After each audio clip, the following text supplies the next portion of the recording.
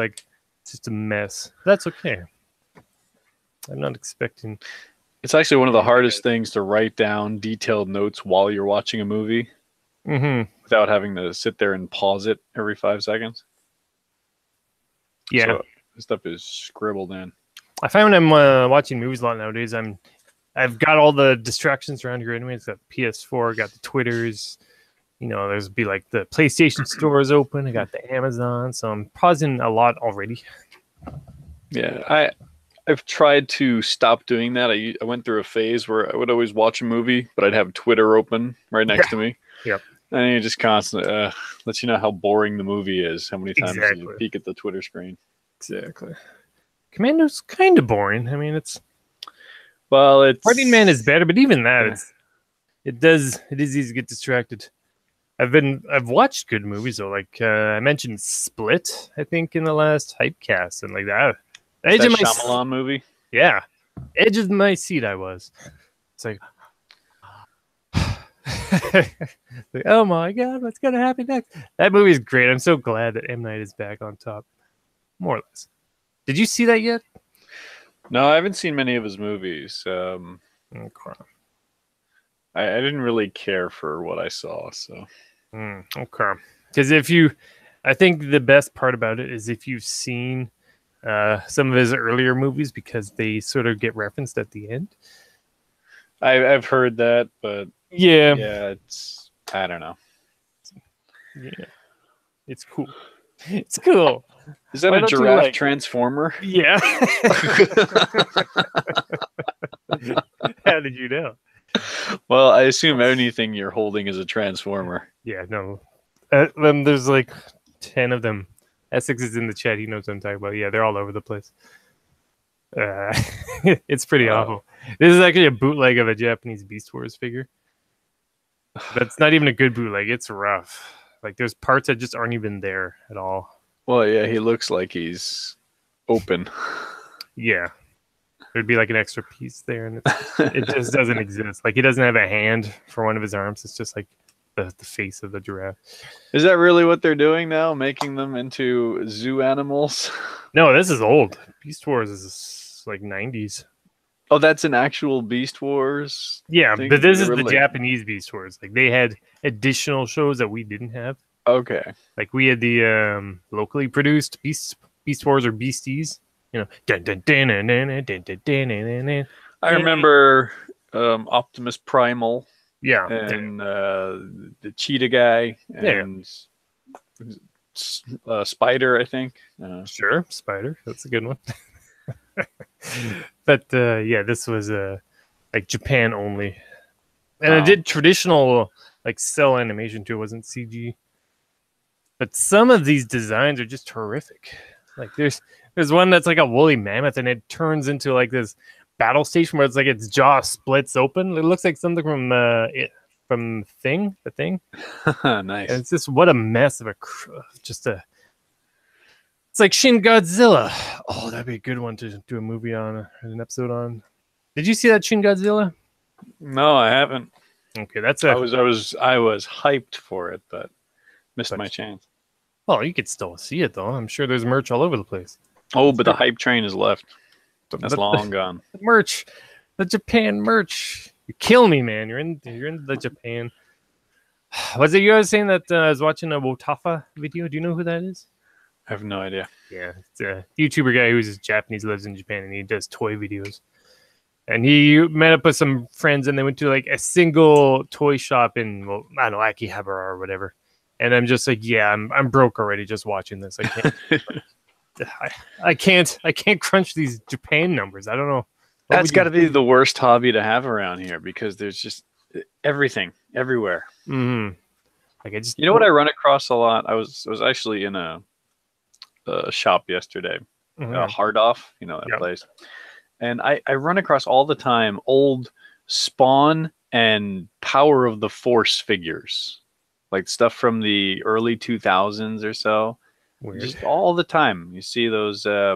You know, the original, the Luke with with land speeder thing, and the Han Solo with the smuggler flight pack, and they're all buffed up. Those like original Power of the Force figures, stuff like that shows up all the time. Like early 2000s, I guess. Sort of. Yeah. It's weird. Well, I guess they found a home in Japan. Well, a bunch of people who just bought them, realized, hey, what do I have this crap for? And then dump it off at the secondhand shop. These people, I don't know. Like I had the epiphany that there are people who just give things away instead of like resell them online or whatever, and just like I just can't even comprehend. Like when you hear like dollar dorks or whatever going on about, I went to a garage sale, I was there 3 hours early and I helped them set everything up, and I asked if they had any games, and they had games, and then just like if you think about the people who are actually putting on the garage sale, they just want to get rid of junk. And then there's the other side of things where everyone's trying to make a buck, and yeah, I don't know who you're talking to. Yeah, different views, different lives. And then there's the people that pay money for this stuff. Yeah, those are the real suckers. I got that giraffe at a dollar store for like $3. It's so awful, but I had to buy at least one because they had the whole line of them, and there's like it's a giraffe. What is the name of this giraffe? Long Rack. Yeah. He was actually redone into like a construction vehicle in the early 2000s. Same name, similar design. It's like a horrible design, horrible name. Long Rack. These good people. I haven't seen that series yet. Anyways, I guess we should probably get going, but it's always good to chat with Richard. Twitter is one thing, but it's not. It's like it's just something you're one of the few people that I can line up with a little more easily. Mm-hmm. It's just something we do to fill in the gaps during work hours. But we don't really get a chat with people like we may have once in the past. Remember telephones? What's that all about? All right. So we should be recording. Are we recording? Well, by recording I mean we're broadcasting. Then I'll rip that later. I've actually been doing that lately. I've just like if there's a podcast that does what I'm doing and then later uploads, if they take too long, I'll just rip the audio and just listen to the raw. Gets me there. Gets me through that week. 3-day weekend right now. Let's roll. So don't know. Is Essex still there? Maybe. Essex, if you're there, let us know. I'll give you a shout out. Oh, should I just rip it off everyone's ideas here? All right, here. We're officially going to start, but I'm going to start like this. All right, we're good to go. This is the official start of the first episode of the CAPMAX MOVIECAST. You're so phony. Ripping off all the ideas. Now, Transformers and Beer podcast will often do that. But more recently, I've been noticing that the official Trailer Park Boys podcast does the same thing, where they'll crack open a burr. And that's the start of the show. So, there we go. So, greetings, friends. Steven here. And welcome to the very first episode of the CAPMAX MOVIECAST. Episode 1. Our recording date is May the 19th, 2018. It is Saturday afternoon, and I'm here live with Richard Ramvox, live from Japan. Richard, how's it going? I'm doing good. Thanks for having me. It's an honor to be here for the premiere episode. Mm-hmm. Or the guinea pig episode. Maybe it'll just be total garbage, and you're going to scrap the whole thing. But no, you're jinxing me. The computer's going to crash any second. Full disclaimer, I'm currently having power supply issues with my PC, so there is a possibility that I might just drop the call altogether. And we'll see how that goes. But anyways, if that does happen, Richard should still be on the line, so he'll let you know that that's what happened, and hopefully I can come back. And we'll see how it goes. Hopefully the edited audio version won't have any evidence of such an event happening. And as I mentioned, we are recording live on my YouTube channel, which is at CAPMAX Gaming. In the chat, we have Cat. I'm just drinking this energy drink. It's kicking in already. In the chat live, we also have CAPMAX Toycast co-host Essex in the chat. Thanks for joining us today. Who tells me that he's packing up toys listening to this podcast. So good luck, because man, I worry if I ever have to move. Like man, ugh, what a nightmare. And congratulations on, I believe, the engagement, was it? I thought I saw a tweet. There were rings involved. So congrats on that. Right on. Hopefully he'll be back and we can get some new Toycast recorded as well. But for today, this is all movies. Richard, are you hyped for some movie chat? I am. I've been waiting for this for the past 6 months, 8 months, however long we've been stringing this.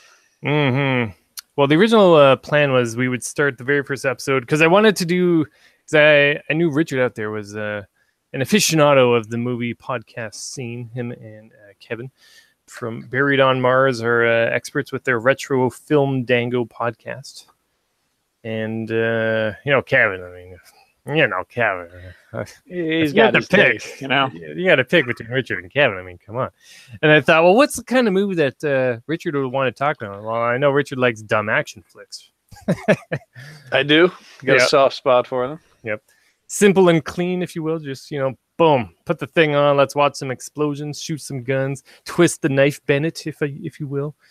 And at the time, way back, I don't think I'd even seen Commando yet. And it's just one of those random 80s Arnold Schwarzenegger movies. And I thought I'd seen most of them, but not this one. So I thought, hey, Richard's going to like Commando. Why wouldn't he? He probably loves Commando. So we'll get him on there, and then I'll have a reason to watch Commando. And we'll chat about that. Problem was, though, I watched it, and there wasn't a whole lot to really talk about. It's a very, standard on-the-level action flick. Arnold is strongman, and he kills people and saves his daughter. But we'll get into that. But it still didn't seem like enough, so I thought maybe we should add another movie on. And I'm thinking, well, hey, we can keep the Arnold theme going. And we can, I picked another movie out, The Running Man. I love The Running Man. And once you know, we were going over this before we started, but I have many more pages of notes for The Running Man than I do for Commando. So we'll just throw them together and make a first episode. See how that goes. Sound good? I'm hyped for it. Let's do it. I'm hyped for where you're going. So once again, Richard, if you'd like to tell anyone watching or listening where they can find you on the social medias and your YouTube channel, if and when it still exists, and of course your more recent podcast work. I'm not going to waste my breath on that one. If you're interested in seeing me, head on over to Twitter. I'm at the Ramvox, or you can listen to the Retro Fandango / Retro Film Dango podcast, which you can find on Podbean and all those other places. Just type in Retro Fandango. We've got enough episodes that something should pop up. Always a fun time. I was on an episode or two. Have you guys done guests for the Film Dango yet? Yeah, we had a couple of guests. We scrapped that for the Fandango, though. Really? Used to be a party. We'd have 2 or 3 people on at a time, and narrowed it down to just one. And this whole year, we were just no more guests. Well, now that for that, an STC pod. People come here to listen to us. Yeah, you're the personality they're there for. It's an ever-evolving format. You need that Kevin sass and those Richard sound effects. I mean, come on. We've just honed in on what we do best. There you go. Laser focus, like an 80s movie, like Eraser. That's another one. I've not seen that. Oh, it was all right. It was actually something with alligators or crocodiles. Yeah. It was like a lot like a more recent Commando. It wasn't a laser though. It was like a rail gun. Like it shoots bullets with like the tracer lines behind them. That's pretty cool. Wasn't that kind of his? Was that a good movie or is it a so-so movie? It's like Commando. I mean, it's like so that was kind of like his downward slope at the beginning there, because I think in his filmography up until then he was still doing fairly decent action movies, and then it kind of like, oh, okay, now you're doing Batman movies, and that's another good one. End of Days and all that stuff. Nice to see you, Richard. Nice to see you, Bennett. Any Arnie one-liner should have Bennett at the end. Bennett. he says I'll be back in all these movies. Like I didn't notice it, but it really is like a catchphrase that carries on from movie to movie. I always thought it was just like a Terminator thing at first, but no. No, he works it into almost every film. That's fun. You don't get that so much anymore. Where's the buff strongman actor nowadays? Is it Chris Pratt? I was thinking that too, because what was it? Gosh, what was it? There's some other stupid reboot, remake, something coming up where they're going to take you know, one of those classic 80s things and turn it into a modern day thing. Mm-hmm. And, you know, I'm just thinking, yeah, they're never going to have the muscle man again. It's just it's an old theory. It's an old concept. It's never coming back. I mean, like for women on the women's side of things, is like often it's like a pop singer who becomes an actor. I think that still happens, doesn't it? Rihanna, she was a pop singer and then she was in movies. Whoever's popular, whoever people want to see. You know what she was in? She was in Battleship. I don't know why that's not on my list, but I watched that recently. It wasn't actually, it wasn't bad. I kind of digged it. I'm going to mention that again. My lists are all over the place. I don't know what Battleship is or who Rihanna is. Excellent. Exactly. I heard you guys I heard your latest episode when you're talking about, what was it? Which, Uncle Buck. And I kept getting it mixed up with Who is Harry Crumb. Saw these John Candy movies, very similar. Kind of all blur together, too. I just like how sometimes he would reply with, he would just say, exactly. And it's like, that's not what they asked you. Anyway, I'm all over the place. The energy drink is kicking in. I have a coffee in me before that. This show is a whole lot similar to the Hypecast. Pretty much the same kind of rundown as we just did. We did a quick intro for Richard. Of course, I'm Steven. Everyone, thanks for listening to this rocky first episode of the CAPMAX MOVIECAST. You can check me out on YouTube at CAPMAX Gaming. You can check me out streaming video games live when I'm in the mood to do it. That's CAPMAX_gaming on Twitch. And you can find me on Twitter at Steven Eider. Steven with a V, EIDHER.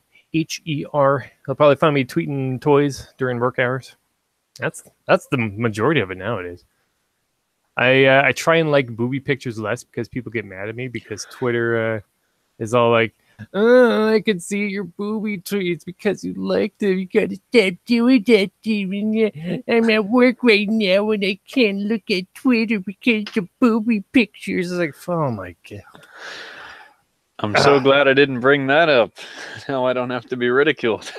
Although I was, it is a little difficult to explain sometimes if I'm on the computer and suddenly I'm scrolling through Twitter and my wife walks by. I'm like, no, those aren't my tweets of Japanese porn actresses. They probably give you promotion if you said they were. It's my friend in Canada. It's not me sitting right here.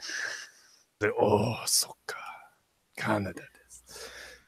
You know what you can do for anyone listening is you can there's an option where no picture automatically shows up unless you click on it.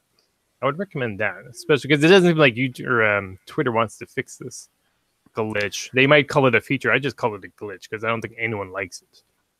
I can see they're trying to be like, oh, that person that you follow liked the thing, and now you're probably gonna like the thing because you like the person that liked the thing, and then more follows. It means more people using Twitter and nonstop Twitter usage. It's nothing but Twitter, but no, it just pisses people off. But hey, I'm trying to cut back. I mean, these hardworking young women literally putting it all out there. Just trying to make a living. They're the most honest women I know. I'm just trying to show my support, but no, fine. People just getting all up on my grill. I guess I got to cut back on it. It's fine. Anyways, I don't know why, but as soon as I said that, I just thought, well, can I like Fireball Island tweets? That shouldn't be a problem. Did you hear about that? What? Hypecast. That's not Hypecast topic, but you know the classic board game Fireball Island, yes? Yes, I do. It was recently kickstarted, and there's a new reborn Fireball Island board game coming out. Really? Yeah, it's like one of the most successful board game kickstarts of all time. I anticipate a lot of regret from this. You can see it if you go to the Kickstarter and look up the Fireball Line. You can see the new board. It does look pretty sweet. The whole thing is just because it's a gigantic board game. That's it. People just. Do you know how we're gonna have to talk? That's fine because that's how we roll around here. Do you know how the original one worked? Like, are you familiar with? Something about a volcano. You move your pieces around the board, and I don't know, the volcano erupts and some ball rolls down or something. That's right. Yeah, balls drop. Okay. big board to start with, but it's not just a flat board. It's like a 3D board. Yeah. And like the whole path for your little man to walk around is basically just a bunch of ramps. And yeah, as you would pull the right card or something, you could turn the idle at the top of the board, and you push a little marble through the mouth, and then you pick whatever piece it rolls down, and it rolls down the path. And oh no, your little man got hit by a fireball on Fireball Island. It's super cool. Max nostalgia for that board game. I used to have it, had to get rid of it because I had no space for anything back at that point. I barely do now, but I really had no space. I was just renting a room at the time, and that's the worst. Sadness. But yeah. So now that's come back. I think, though, the stuff you have in your room is the equivalent of a pallet of Fireball Island games. I have no room for a board game. I don't have people over. Like, there's no room for people. There's no room for me. But I mean, to have people over and play this thing, just... Ugh. I just anticipate a lot of people are going to pick that up, and they're going to mount it on the wall, display it somehow. Like, hey, look at this giant thing that I bought, and then 4 months later, it's just going to be shoved in the attic. No, they won't open it because then it wouldn't lose its value. Keep it sealed in box, right? That's how that rolls. Insanity. Still cheaper than an NES game, though. Huh? To bring one in would have been about $100.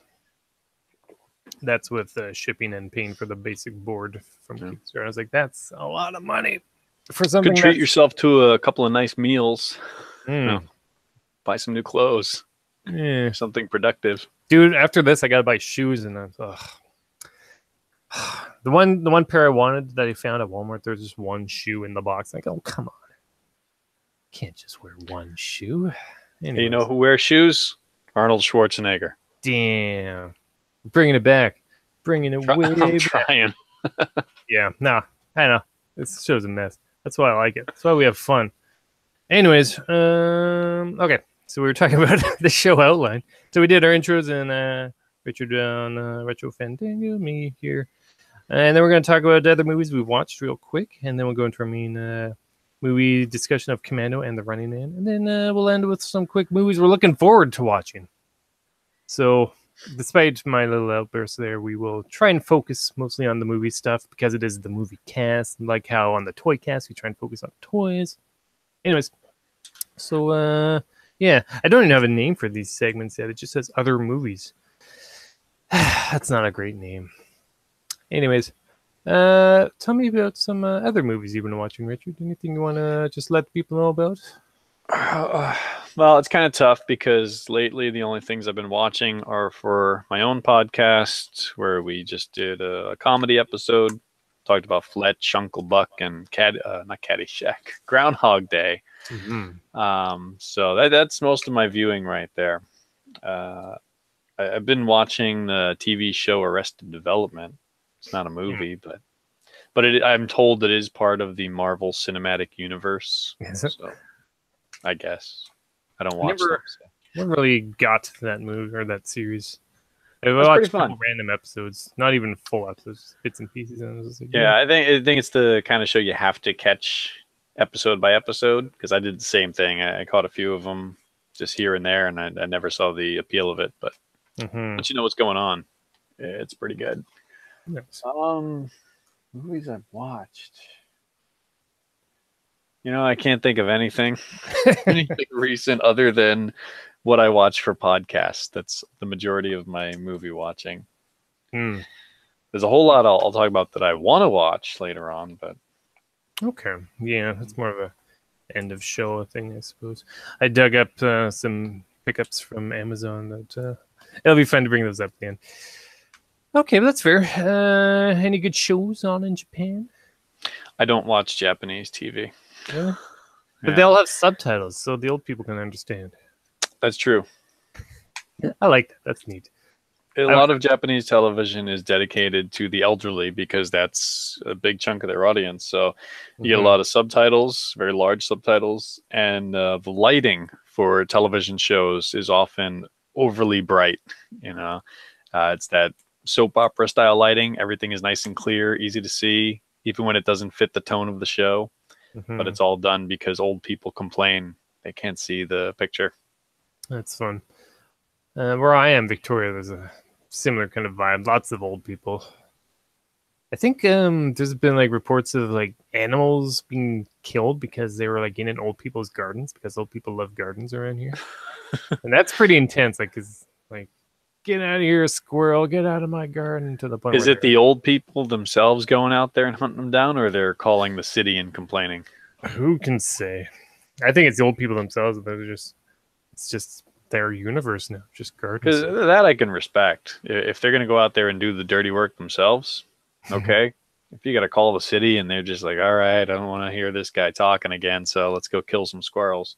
Old people, man, getting things done. You know, that latest news from the U.S., they want to get like old war veterans into schools to protect people from, I guess, other students. Oh, that's a different topic. That's a whole nother topic. I tell you what, though, it's also a good segue back into Commando because there's a lot of gun shooting by the end of it.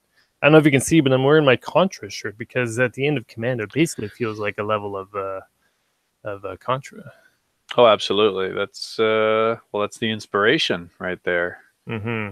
Rambo and Commando. Basically. Your Contra shirt does look a little Christmassy, though. I think, yeah.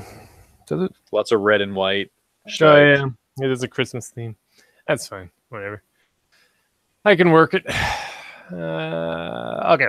So, yeah, that's it then. No the movies. I imagine you want to give me quick summaries of the ones you talked about in Film Dango? You said you really liked Groundhog Day. I really did like Groundhog Day. I think it's a great movie. It's a great movie. I'm sure everyone else has already watched it. I have this weird thing where I seem to have missed a lot of these iconic films. But I do know Commando very well. Perfect. Well, we're almost there. Don't you worry. Okay, that's fine. I have a couple movies I'll mention real quick. My list here is actually what I bring with me at work. Just have it when just have the inspiration. I have it ready for writing stuff down. And speaking of Kevin, by the way, we're hoping to record a new Hypecast episode a week from now, probably on Sunday. And I invited Yoshi Knuckles and Kevin Buried on Mars to that episode. So that should be fun. Oh, I'm glad you mentioned him because I don't think I said his name yet. Kevin? Yeah. Yeah. No, I mentioned him earlier. That's fine. We were talking about who to invite. You got to pick between Kevin and Richard. Come on. Do you think Kevin would have things to say about these movies? Nothing nice. Yeah. Yeah. Well, there you go. A whole lot of smirks, a lot of funny faces, a lot of, let me tell you what I think about this. Oh, you invited him on. It's Kevin. It's the voice. Kevin knows some things. There you go. And apologies, I meant to have my own soundboard up and running by this point, but busy man. I have to install a program and then figure out how it works. I just got, what did I get? Vegas Pro for the video production. It's pretty good. Like you said earlier, it's just like you get to that age and you're just like, I don't want to do this. I don't want to learn anymore. It gets tiring. But anyways, I have two movies I'm going to mention. First one is going to be, I'm going to mention Coco first. Have you heard of Coco? That's that Pixar movie? Yeah.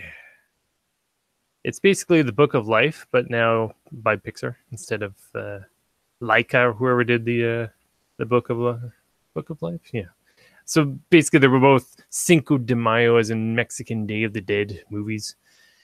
Coco was very formulaic. Like I'm seeing the very same story being told over and over and over and over and over again. And this is definitely one of those. It's kind of thing where it's like, oh, young person, the world is in front of them. Oh, here's someone they've trusted, and they'll run around with for a bit. But oh no, betrayal! They were evil all along. And then they found out someone that they weren't nice to was actually their best friend all along. And then, hey, there's a cute sidekick creature. Let's buy merch of that. And it looks great. And then you watch it, it's done. There's that scene where you're supposed to feel sad and cry. It's like, I saw it coming. I saw it coming a whole lot. Way at the start, basically, I knew it was going to happen. And it happened. That guy was not that guy. That other guy was that guy. And, maybe you don't know because you said you don't watch a lot of these more recent movies, but I don't know. I'm just seeing very similar stories being told over and over again. Well, that's nothing new. Yeah. But like each of these animated flicks, like Tangled, it felt a lot like what happened in Tangled. I don't know. It's just it's wearing me down. I don't watch a lot of these superhero movies, but I feel that's also a lot of the same formula where it's just like, oh, here's the guy, here's his origin story, here's a random villain. Oh, he beat the villain, yay! Here's a possible scene that'll imply a sequel. Just yeah. Well, you're talking more about problems with the industry than these individual films. mm-hmm. You mean that? Is it really anything too surprising? All the reboots and remakes, it's just the same stories coming over and over again. Mm-hmm. Once they have a formula that works, like, hey, that made money. Well, get that merch, get those ticket sales. That's it. Mm-hmm. Stick to the stuff you like. Yeah, I mean, it was fine. Watch the same movies over and over again. Yeah, no, I do, but that was. It's kind of funny because the merch is usually out of stores by the time the Blu-ray or DVD comes out. And I don't go to theaters. I have no interest. I don't care how big, boomy theater sounds are. I don't want to go all the way out there. So you're doing it the wrong way. You're supposed to go to the store, yeah. and then you buy what's there now. That's what they want you to do. You got to buy what's there now. Mm-hmm. And if you miss it and you see the movie later, that's your fault. You go buy the merchandise they want you to buy right now. That's how it is with Transformers. Back to Toycast real quick, but like there's the distribution of these things is so random that if you see the thing, buy the thing, and then hold on to it. You're better off returning it than trying to find it a week from then because you probably won't find it because I don't know. Hasbro hates money, I guess. But that's a different story for a different show. Let's check in the chat real quick. There's no one there. Essex might be there. As we mentioned earlier, he was packing up toys, listening to the podcast. So hopefully we're helping you with that today, Essex, co-host of the CAPMAX Toycast. If and when we ever record more of those. You know who likes toys a lot lately? Will. You know Pam and Will? Yeah. Will. I like his style. He's getting right in there. I want to get him on the Toycast one of these days. We'll see. But anyways, yeah, Coco, it's fine. Looks great. If you like Mexico, if you like spooky skeletons that glow in the dark. But they're not spooky because in their afterlife, I guess people just become skeletons, which is kind of depressing. They're just skeletons in Skeleton City living skeleton lives. And it's kind of just like, oh, that's your afterlife. Have fun. Kind of felt a bit like Beetlejuice even. Like, remember how everyone just is still working? Yeah, just move on to the next job, right? Yeah, it's kind of really depressing in that regard, and I kind of had that same vibe there.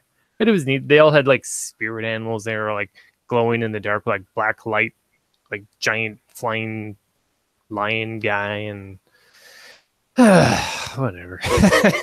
It was okay, I guess. I didn't pay money for it. I borrowed it from the library, and that's good enough. Next movie I want to mention is The Godfather. I finally watched it. Hey, I just bought that. Nice. Have you seen it yet? I saw it a long time ago. Okay. So this is one of those, this is the greatest movie of all time sort of scenarios where it's like, oh, The Godfather. It's a perfect movie I've heard people describe. It was all right. I like Goodfellas. I liked Scarface. Even The Wolf of Wall Street. It's kind of a similar idea. Like, those are all great movies. Godfather... It almost felt Seinfeld-ish, and that it wasn't really so much about anything. It was just this mob boss family that just exists. It's just them going about their lives. And I'm not saying it was bad, but I'm just like, I didn't quite understand the hype it gets. Yeah, I was the same way when I saw it. I heard all the same things, and there was nothing wrong with it. I just don't remember being too excited for it. There was nothing that really jumped out as being special. I do want to go back and revisit it. And I haven't seen the sequels, so at some point I'll watch Godfather and Godfather Part 2. Everyone says to avoid 3. Yep. I'm kind of curious just because they say there's terrible acting, and sometimes that's fun. True. You gotta know, right? Gotta know. That's a long movie, that Godfather. Yeah, 2+ hours. 175 minutes apparently. Oh gosh. I'm thinking what it was like the I'm assuming it came out before those other movies I mentioned, so maybe they're all just kind of running off of like the foundation set by Godfather. It's like a trendsetter movie, and I think maybe that's the main appeal for it. That was a big thing at the time, you know. Mm-hmm. It was rewriting cinema. Yeah, it's practically like a new genre. What else would there have been before? There would have been like the old like black and white like original Scarface, but I don't think they would have dug as deep into like this, like a crime family and just their day-to-day existence. Well, that was a pretty big production. I mean, you know, films long ago, there used to be all the big musicals and everything, the giant set pieces, tons and tons of extras, and I think that's kind of what that went for at the beginning, didn't it? Like a huge wedding, tons of people. Mm-hmm. I'm getting just like bits and pieces in my head. Yeah, no, that's all accurate. That's like the start, the scene with the horse and all that. Actually, you guys mentioned that in your latest show, as I recall. Oh, did we get that before you saw it? Nope, right after. And I was like, yeah, I totally understood that, bro. Captain America. But yeah, it was great. I'll tell you what, those other movies I mentioned, Goodfellas, Scarface, The Wolf of Wall Street, those are good-ass movies. I feel like, once again, they're kind of just more focused. Like, there's a more progression of what's happening. This one, it just kind of felt like, you know, there was crime before the Corleones. There's crime during the Corleones. There's going to be crime after the Corleones. So, you know, it's there. It's cool. There's like this crime boss guy, Marlon Brando, and he's like, I made him an offer he couldn't refuse. And he's got his cat, and it's like, oh, he's got a cat. It's the wedding, you know, everything's good, but you know, it's got to keep the business running, and then he gets kind of try and kill him, and then almost felt a bit Game of Thronesy too, that sort of family that's like right at the top, but then people are getting shot or killed, and then people who you didn't expect to become in charge suddenly take over things and run things their way. You know, it's fine. I'm sure there's if I were to watch it again and take pages of notes, I'm sure I could easily make an episode out of it. But I got other movies to discuss. We got to talk about Prometheus one of these days, and Alien Covenant. That's gonna be a fun time. But that's not this episode. This is still just episode 1. So, I guess that's it for other movies, which means it must be time for our main topic of Commando and the Running Man. Before we do that, do you need to take a recess at all? I'm good. I'm good too, actually, which is good because I have a coffee and I'm working on the Amp Energy drink. Shout out to P2, his favorite drink, mixed berry. These are, by the way, these are big cans. Like Red Bull cans aren't this big. How much sugar is in that? Oh, let's find out. 59 grams? Is that a lot? Probably a whole lot. Well, yeah. Okay. High caffeine content. Ooh. Got the taurine and the guarana seed and the ginseng root extract. I tried one of those things a long time ago in my early 20s, and even then I couldn't take it. It's pretty good. But we'll see. Like, I may crash, and I may crash hard. Just fall asleep. Just poof.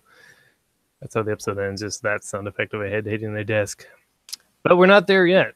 All right, so let's talk about Commando and the Running Man as our main topic of the CAPMAX MovieCast episode 1. So as I mentioned at the start, there's not a whole lot to bring up as far as the running, or as far as Commando, which is why I added the Running Man to the mix.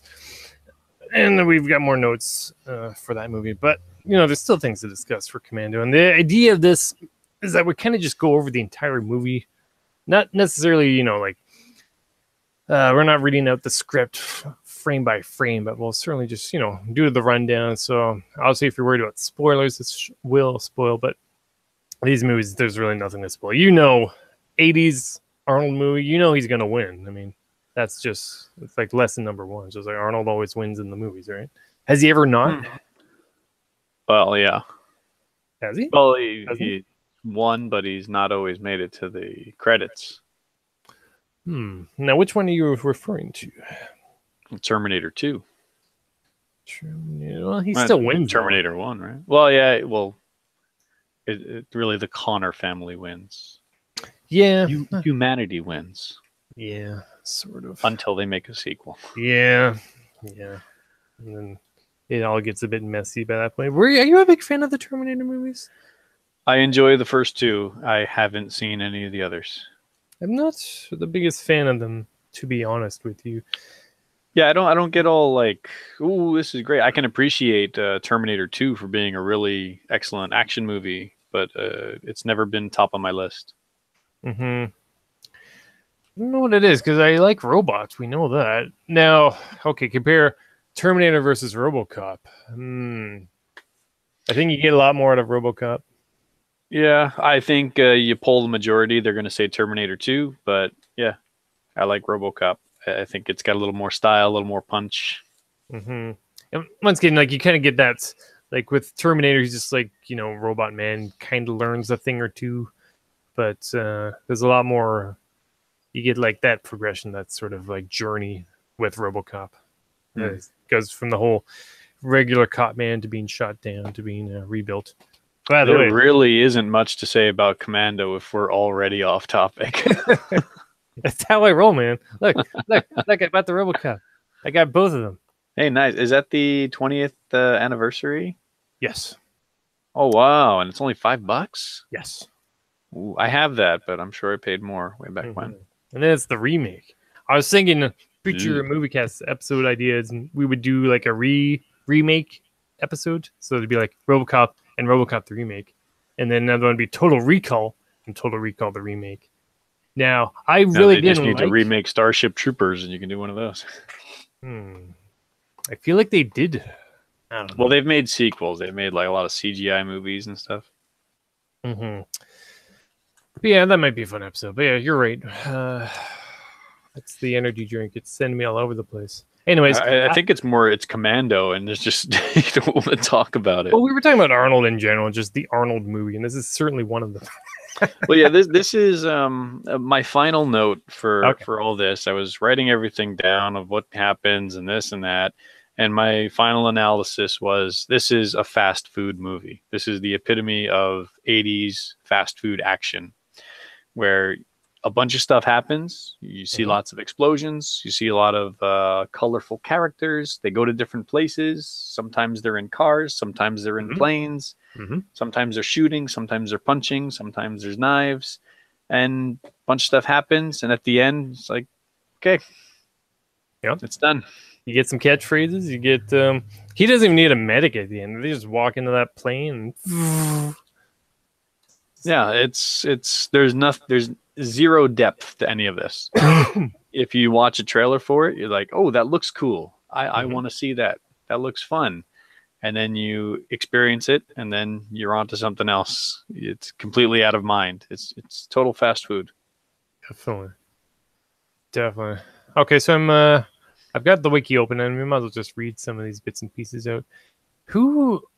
Alyssa Milano, what was she in? I'm just clicking on that.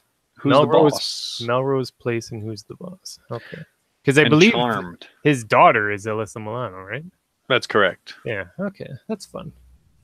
Okay, Commando, 1985 film, directed by Mark L. Lester, starring Arnold, Alyssa, and more.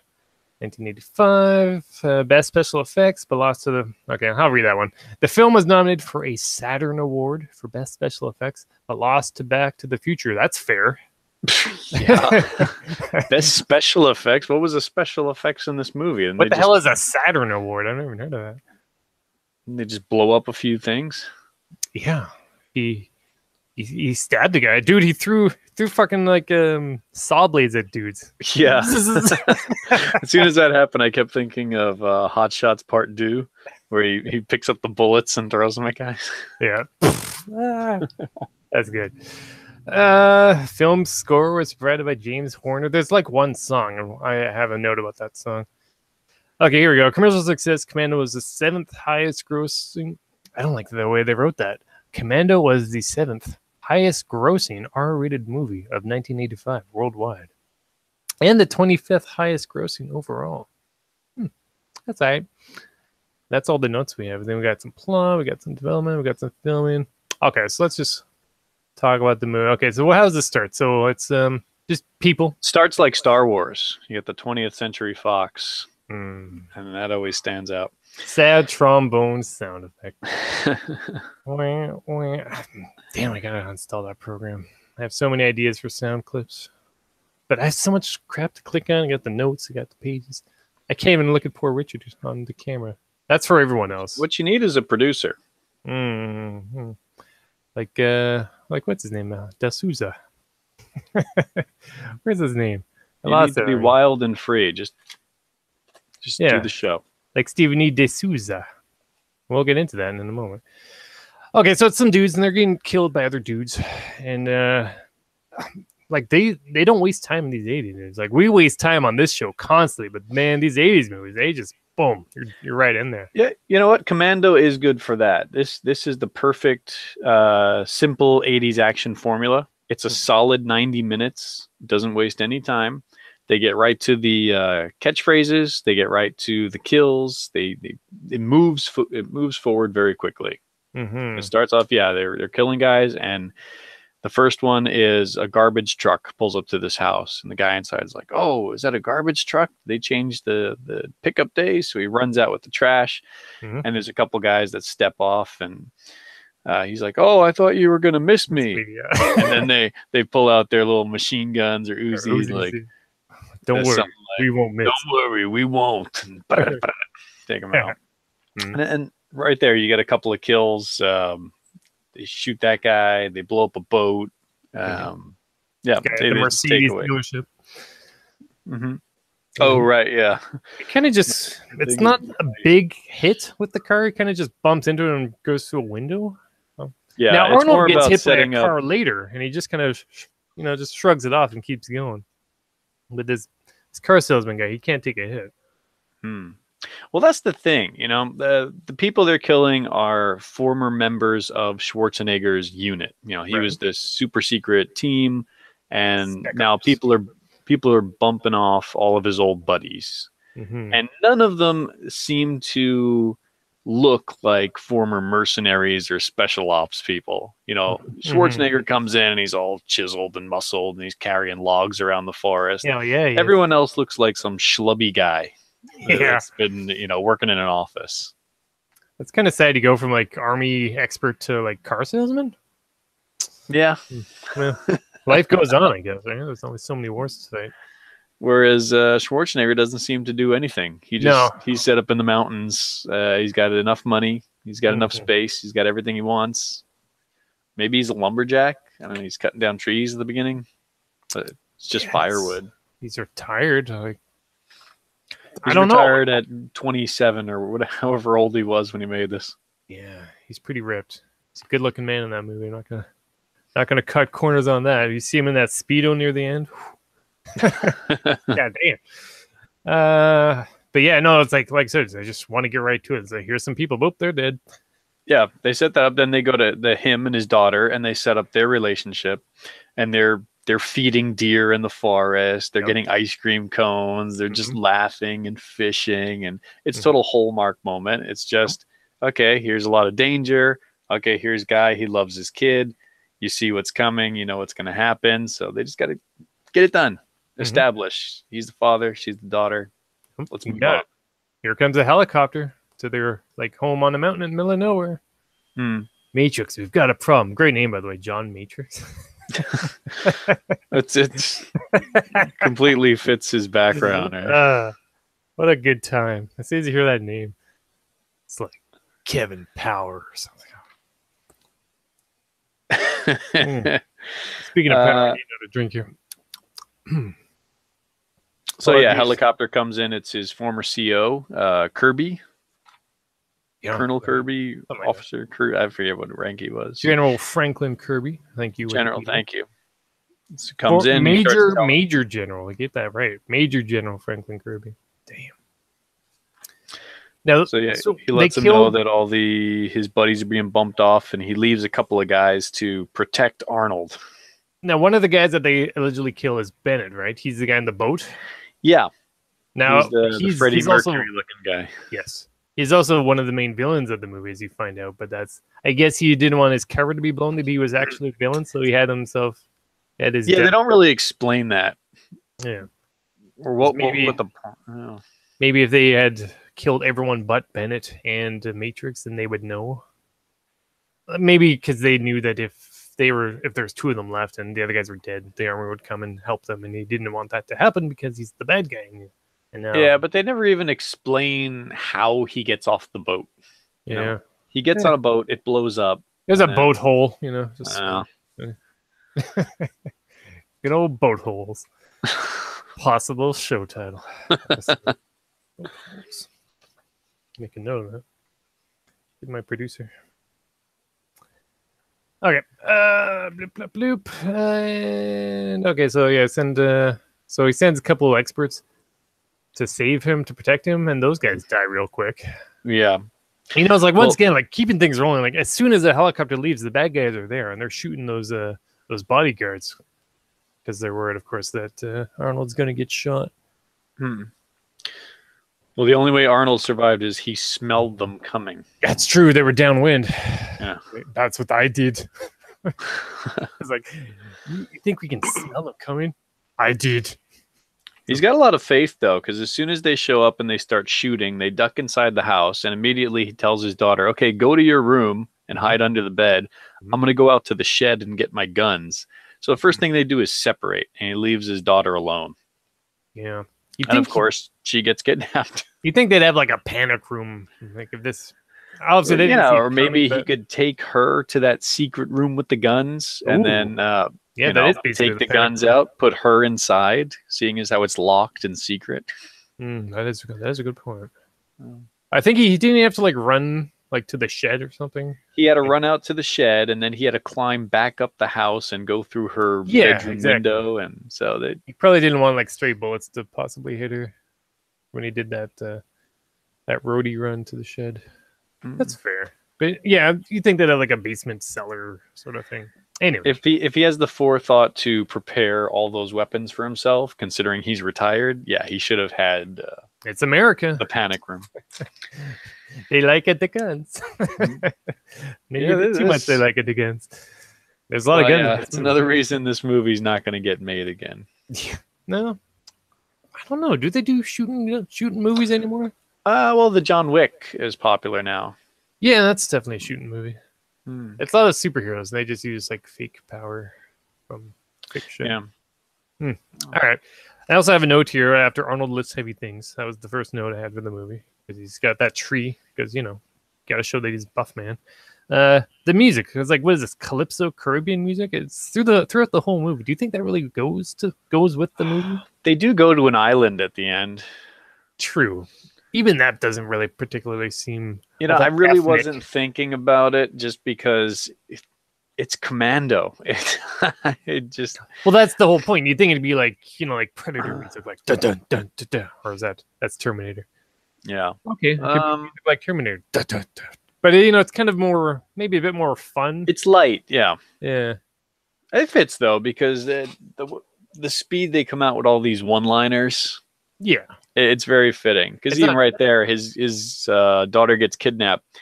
He sees the trucks pulling away, and there's one guy sitting there in his house. He's just sitting there all confident. It's like, hey, we got your daughter. You want to play ball? You're going to have to deal with us. Okay, so let's come quietly, right? And wrong. Blows him away and then just chases after the cars. Mm-hmm. And how does he do that? Well, he takes his truck, but the problem is the truck has the engine and the brakes lines cut. But action movie, that's not going to stop us. Strongman pushes his truck to the edge and the hill, and then he just rolls it down. And he's got this wild truck going down the mountain, and he's trying to catch these guys. And he's not going down the road either. He's cutting straight through and going over the wild the ruggedness of that mountain. Yeah, through the bush. At this point, I kind of black out a bit because it kind of just goes over your head. You just take it in. You know what I mean? Just yeah. So well, things don't look good for Arnold at this point because he's already blundered two things. He was impressive on how he could smell these guys coming, but he separates from his daughter, and so she gets kidnapped. He pushes the truck down the hill, and then he gets caught. So he's not. He's not doing too well so far. Yeah, it's Bennett that captures her too, right? Because he kind of Bennett is there, and he gets out, he fights a couple of guys, and he knocks a few down, but then ultimately they pin him down and they smack him in the head with the butt of a gun. That's right. As Wikipedia states, Matrix is also overpowered and abducted by the mercenaries. He's taken before their leader, Arius, a South American former dictator who blackmails Matrix into carrying out a political assassination in his home country of Valverde. Now, Wikipedia has its own section on Valverde, which, as it says, is a fictional country or city used by Hollywood writer and producer Stephen E. D'Souza when his stories require a South or Central American locale that will not cause legal or diplomatic problems, which I thought was pretty neat. Because if you click on there, it mentions all these other movies that Valverde has appeared in, of course, Commando, in something called Super Carrier, in Die Hard 2. General Ramon Esperanza is from Valverde. Something called Adventure Inc. and Sheena. Really, Sheena. That's a good comic. Neat. Talking about scantily clad women's on Twitter. Sheena images. Oh, cool. A Predator apparently takes place in Valverde. I like that. Really? Now, see, that alone is more interesting than this film. I'd kind of be curious to see all these other little tricks that go on behind the scenes. It's like when they have, a certain license plate number that can be used, or newspapers. There's like a famous prop newspaper that's used through all these different movies. And it's always the same headline, and it's the same newspaper that's being used for years and years in different films. That's true. Just to avoid, it's like the phone number thing. You can't put real numbers. Yeah, but I mean, it's like, what was it, like Cuba was a hot button topic at the time. Yeah. So I guess they don't want to name names. Like nowadays, it's always Russia everyone's hating on. So I guess kind of similar idea. Well, Nazis are kind of played out, so yeah. Well, not anymore. They're back in fashion. Thanks, America. Anyways, I was just gonna keep going on this real quick. Predator takes place in Valverde. Predator, like Commando, was produced by Joel Silver and starred Arnold Schwarzenegger. This is neat though. However, in Predators, the 2010 movie, Isabel states that the events of the original film took place in Guatemala. Oh. Anyways, let's get back to the story here. Okay, so he wants to he's trying to blackmail Matrix into killing like some fancy president or something, so he wishes right. He wants to take control. Cool. So yeah, you kill the guy and then I'll be the guy. Yeah, I don't know. It's kind of a weak reason, but whatever. It doesn't matter. Anyways, he kind of goes along with it. Here's a couple goons we're going to send with you to make sure everything happens as it's going to happen. Otherwise, we'll kill your daughter Jenny. Of course, they're bad guys, so they'd probably do it anyways. But, he's got to play along for now because they got guns pointed at him and not a lot of options. So, does that bring us to the plane already? That brings us to the plane ride, yeah. He does mention, I'll be back, Bennett. Does he see at that point when the bad guys have him? Is that when he sees Bennett? Yeah, well, Bennett, I think, had already shown up. Yeah, because Bennett was there when he got kidnapped. So he knows he was there. Yeah. So they drive him to the airport, and I think maybe they leave him. It doesn't matter. He's looking through the car window. He says, "I'll be back, Bennett." They take him to the airport, and then there's two guys. There's Sully, who's the shorter guy, the little sleazy character, and I forget the name of the other guy. Oh, Regis. He's the guy that gets on the plane with him. Yeah. So they take him to the airport, get him on the plane. Sully is there to make sure that they get on the plane, so he stays in the airport. And as soon as he sees the plane start to take off, he goes away, and Regis is sitting there next to him on the plane. Yeah, the first class. I like that touch. Convenient for Arnold because, of course, what he does is big seats, Yeah, big men, big suits. Of course, real quick, he gives Henriques the old. Wikipedia says his name is Henriques, by the way. I don't recall if that's accurate or not. But anyways, he gives him the old elbow to the face and real quick snaps his neck. And then he takes the pillow and the blanket he just got from the attendant and puts him up real nice. Puts his little hat over his face. What does he say? Little tidbit here: the flight attendant in the film. I recognized her right away. She's the same actress who played Tila in the live-action Masters of the Universe movie. Nice. I've been meaning to acquire that movie again, too. I don't know if I want it on Blu-ray or DVD, but I do want it. Yeah, that's a rough one to sit there. Yeah, they got the little beep boop. It's got the key. Doot, doot, doot, doot, doot. Yeah, little songs. That's fun. And there's little sparkles. Well, you got Tom Paris and Courtney Cox in there also. What? Is Courtney Cox evil, Lynn? Or no, she's like a good guy. Teenage daughter. But Tom Paris, that's interesting. Anyways, of course, Owen drops the terrific one line of, "Please don't disturb my friend. He's dead tired." See, that's why you need the Calypso music. Yeah. You wouldn't be able to take this movie seriously. It's true. My note for their airplane is there's a tiny airplane elevator. That's kind of neat. It goes like one floor, I guess, to the lower airplane level. Yeah, it goes down to the luggage. Mm-hmm. You see that in a lot of movies. That's neat. I like that. Just big enough to fit Arnold. And of course, the whole bulk of the movie is him trying to save his daughter before the airplane reaches Valverde, because at that point, that's when the bad guys would like contact the main bad guys, so they know that things are happening as they want it to be, or that they aren't. In which case, we got to kill the daughter, because that's the whole reason why he's supposed to be doing this. And of course, he like he does not go along with any of it at any step. Like he's trying to always get her back, no matter what. He never gives in to the terrorists. That's what a real man does. Mm-hmm. Takes matters in his own hands. Special Forces Colonel John Matrix. So yeah, he gets off the plane. He works his way down to the landing gear, and the plane is still taking off. So the landing gear is down. He slips down to the wheel. Yep. It pulls out over the water. He jumps out, lands, no problem. Instantly gets up, takes off his coat, starts running back. He's running along the tarmac. Not unlike the scene in Running Man. Yeah, I was gonna say it's another callback. There's some similarities there. So running across the tarmac, and he starts hopping on the back of trucks, jumping over fences and stuff. He gets back into the airport and he's trying to find Sully. Yeah, he's looking after Sully so he can. I don't know. I guess he knows he's still there.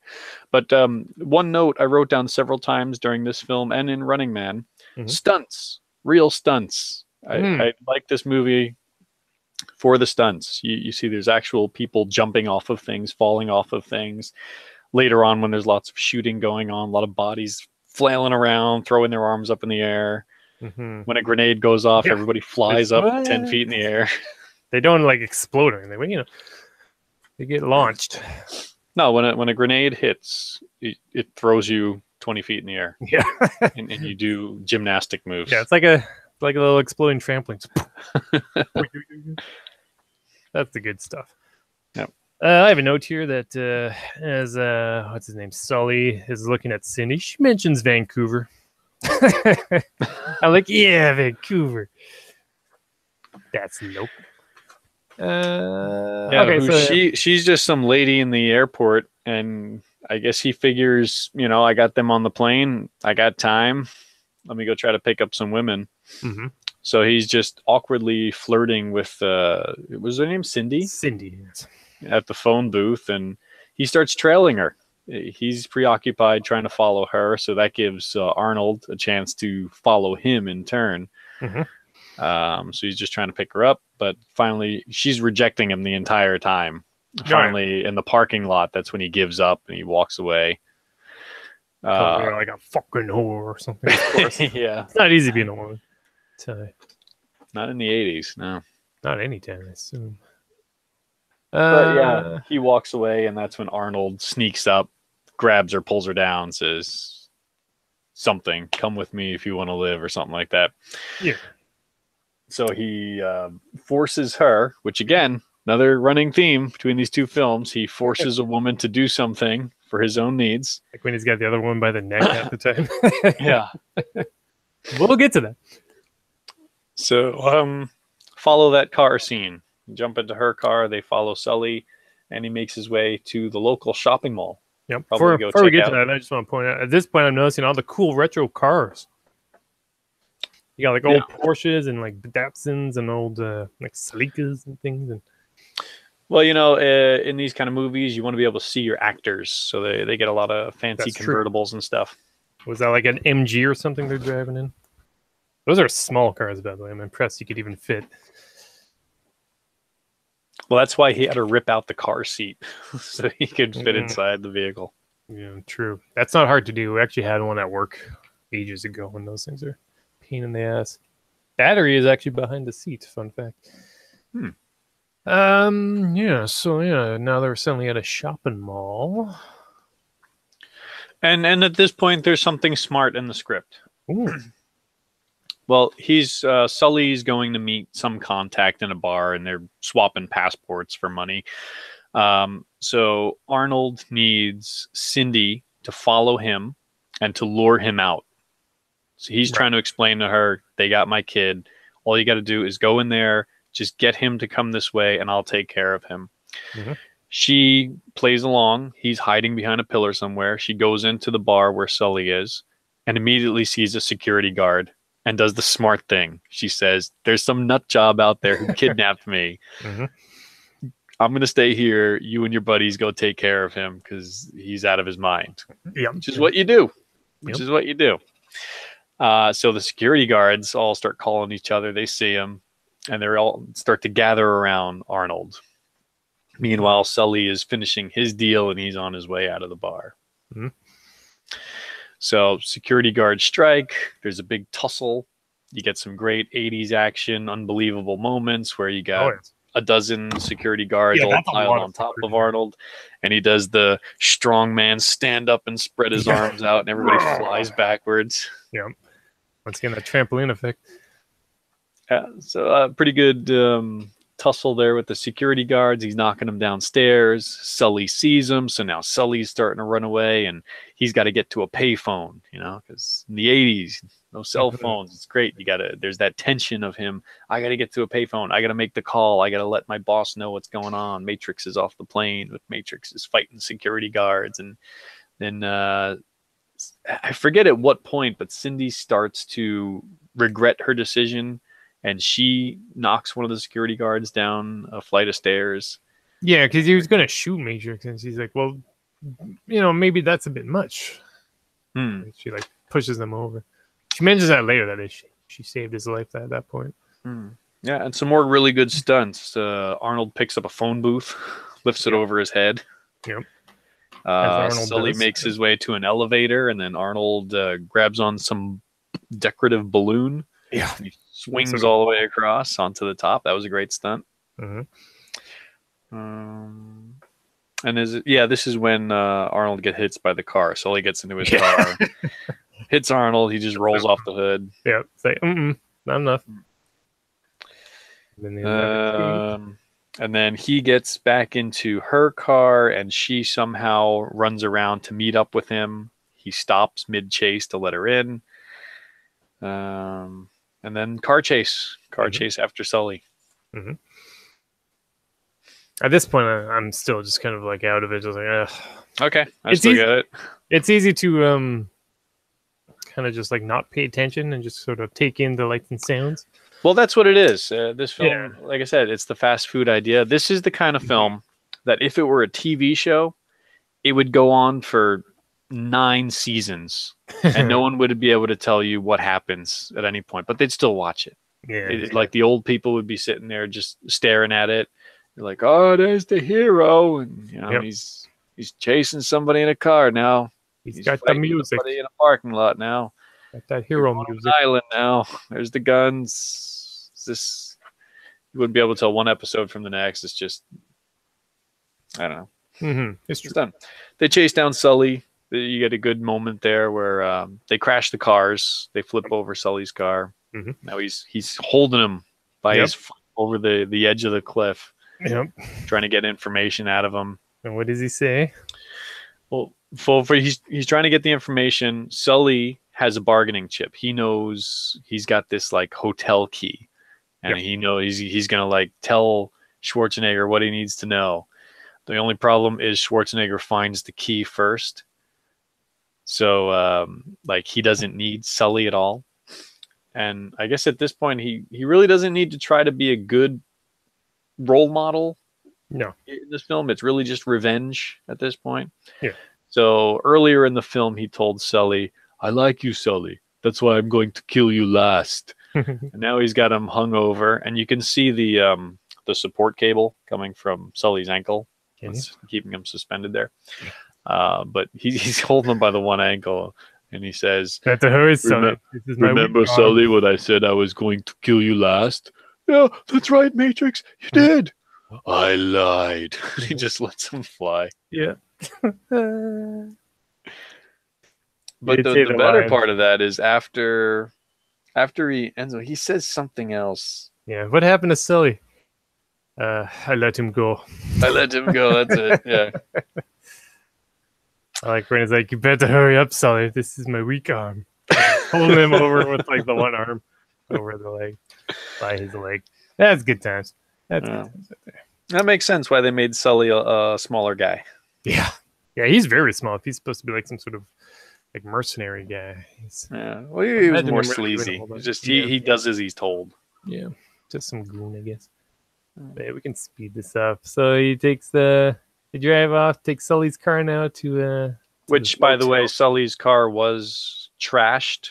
Mm-hmm. But as soon as they flip it over, it's back to the nice clean car again. Well, it's smashed on the one side. No, you can tell. They swapped cars. But they do bring the smashed car back. That's fair. But yeah, next they go to the hotel. Mm-hmm. This is Sully's hotel, and this is where supposedly he's supposed to meet up with, I forget his name, but Bill Duke. Cook. That's what they call him. So they get to the hotel. Obviously, Sully's not there, so they let themselves in. Mm-hmm. Short while later, Cook shows up. Arnold uses Cindy to kind of lure him in, and then they get into a nice big fight, which is fun to see them together because they were also in Predator together.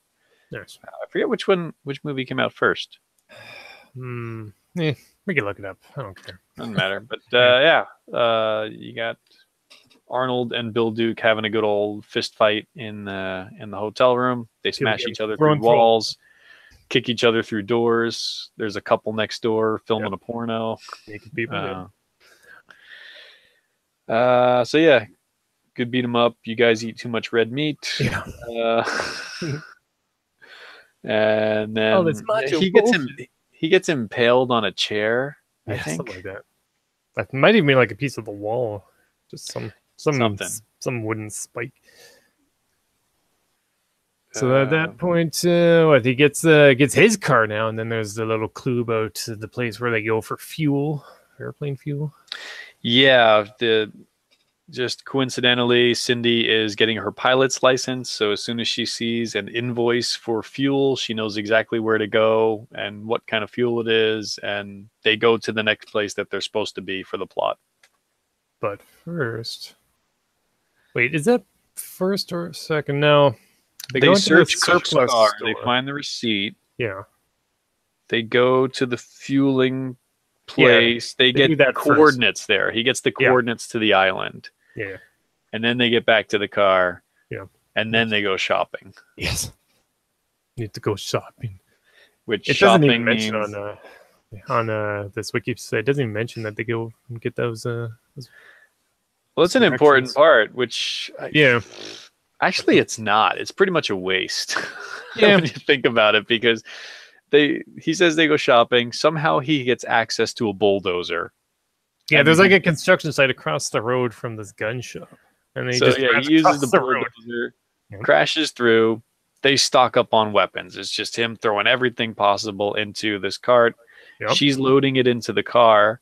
Remember, it's the secret stash of weapons. Right, yeah. Got to find the secret switch under the cash register. He's like, "Come on, you must be down here somewhere." Whoop. He's like, Yeah, that's where they sell the rocket launchers and, chain guns and everything. My note here, the last note I had was chaos in the mall. The next note is gun shops carry a lot of hidden guns. So there wasn't a whole lot to say between that point.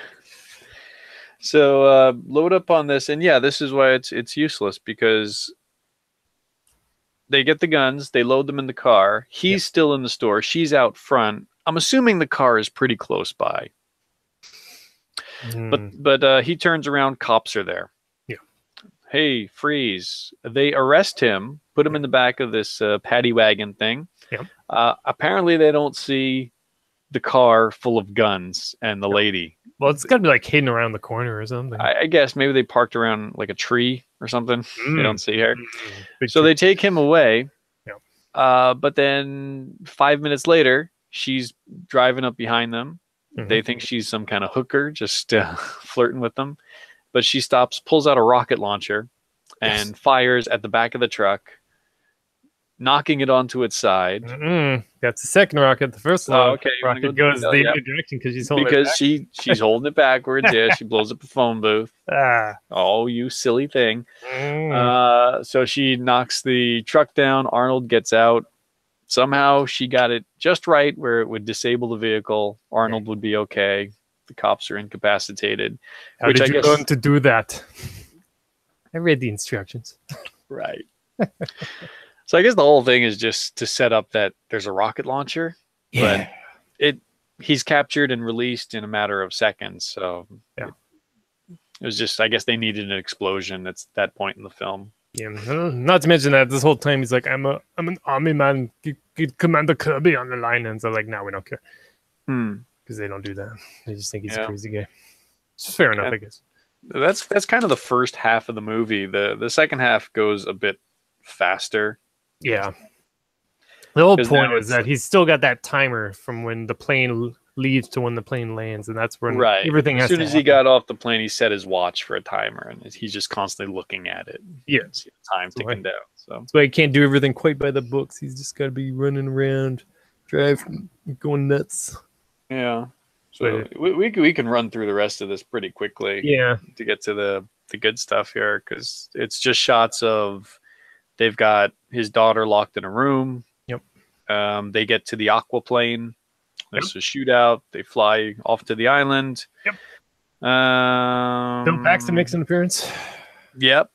Bill Paxton is a Coast Guard worker. He's checking the radar, like, hey, you got to land that plane. And because she's about to get her pilot's license, she knows that she should fly low to the water, and then they fool the Coast Guard. Yep. Well, keep in mind, wasn't she an airplane attendant or no? Like, I think she is. Like, that's like an airplane attendant's uniform. Maybe that makes sense. Yeah, I guess that makes a little more sense why she would have an interest in flying. And met her at the airport and everything. Like, she's been doing this movie is a lot deeper than I thought. Yeah, that's why the movie cast needs to be here. Okay. Yeah, we got to go through this faster because all these details are boring and. Well, we make it interesting. That's the hope. Yeah. Wait, before we continue, let's check chat real quick. Oh, please. There's no there. Oh, thank God. Okay. They all fell asleep. So at this point, we also get a scene showing that Kirby is on the trail after the gun shop incident. Kirby appears.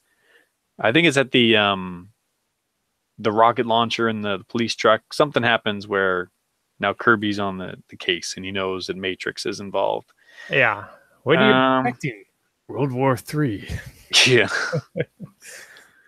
So, at this point, Alyssa Milano has removed a doorknob and she's trying to pry away the boards so she can escape. They just sort of left her in a room that was all boarded up, but she's able to knock out one of the boards with the spike on the door handle. Yeah, it's one of them old-fashioned door handle things. At that point, that's when the goons in Valverde realize that their friend is dead, and then they make the call, and they're like, oh, gotta kill the hostage, because that was the whole thing. And then Bennett goes to kill her, and then at that point, they realize that she's escaped in the nick of time, and he looks at it, and there she is, just running into that basement area. And this is where you get Arnie in his Speedo. Yep. Running his way off to the island, which why he's already in a Speedo, I don't know, just for the shot, I guess. Oh yeah. Well, you gotta get those money shots. It's the same with him running like down the tarmac. That's the same thing. It's just like, here's the total package. You got him lifting logs, and he's running, and he's just in a Speedo. And then, of course, he's got a suit up like your moving GIF on Twitter. So he's got like the war paint on. It's like, he's got all the guns and the grenades and the war. You know, I pulled that GIF up and I was like, "Hey, this is cool. Somebody edited this together really fast." But no, that's the actual scene. Perfect. They know what's up. Yeah, so it's just him, knife in, gun in, getting himself all ready, and then he very quickly poses for the camera, does a little turnaround. He's got the rocket launcher on his shoulder. He's all geared up and everything. Moves off, and then he makes his approach, and it starts up all the final action. He's going to get in there. He's going to start taking out the guards, and he's trying to be stealthy at first. He's leaving all these mines everywhere. He's mined every building, every barrack of the Valverde Coast Guard. I don't know. Is this like, are they the terrorists? I don't know. They're just some like kind of militia unit. They're bad guys. It's the bad guy army. Yeah, it's like, he uses the word, they're like patriots or something. They're like freedom fighters, but now they're for it's not the best. Yeah, so he is going in, he's setting the claymores, he's slitting people's throats one by one. Yep. At one point, two guys come up to him and he flings knives at them like ninja stars. Yeah. No. Yeah, that's right. His little jacket knives. Yeah. Yeah, at this point I just wrote Contra level, because it's basically just like a level from Contra. My level, my note is guns with an exclamation point. Yes, definitely. And then house go boom. Yep, house and explosions and guns. He blows up all these empty buildings, and they show it from every possible angle.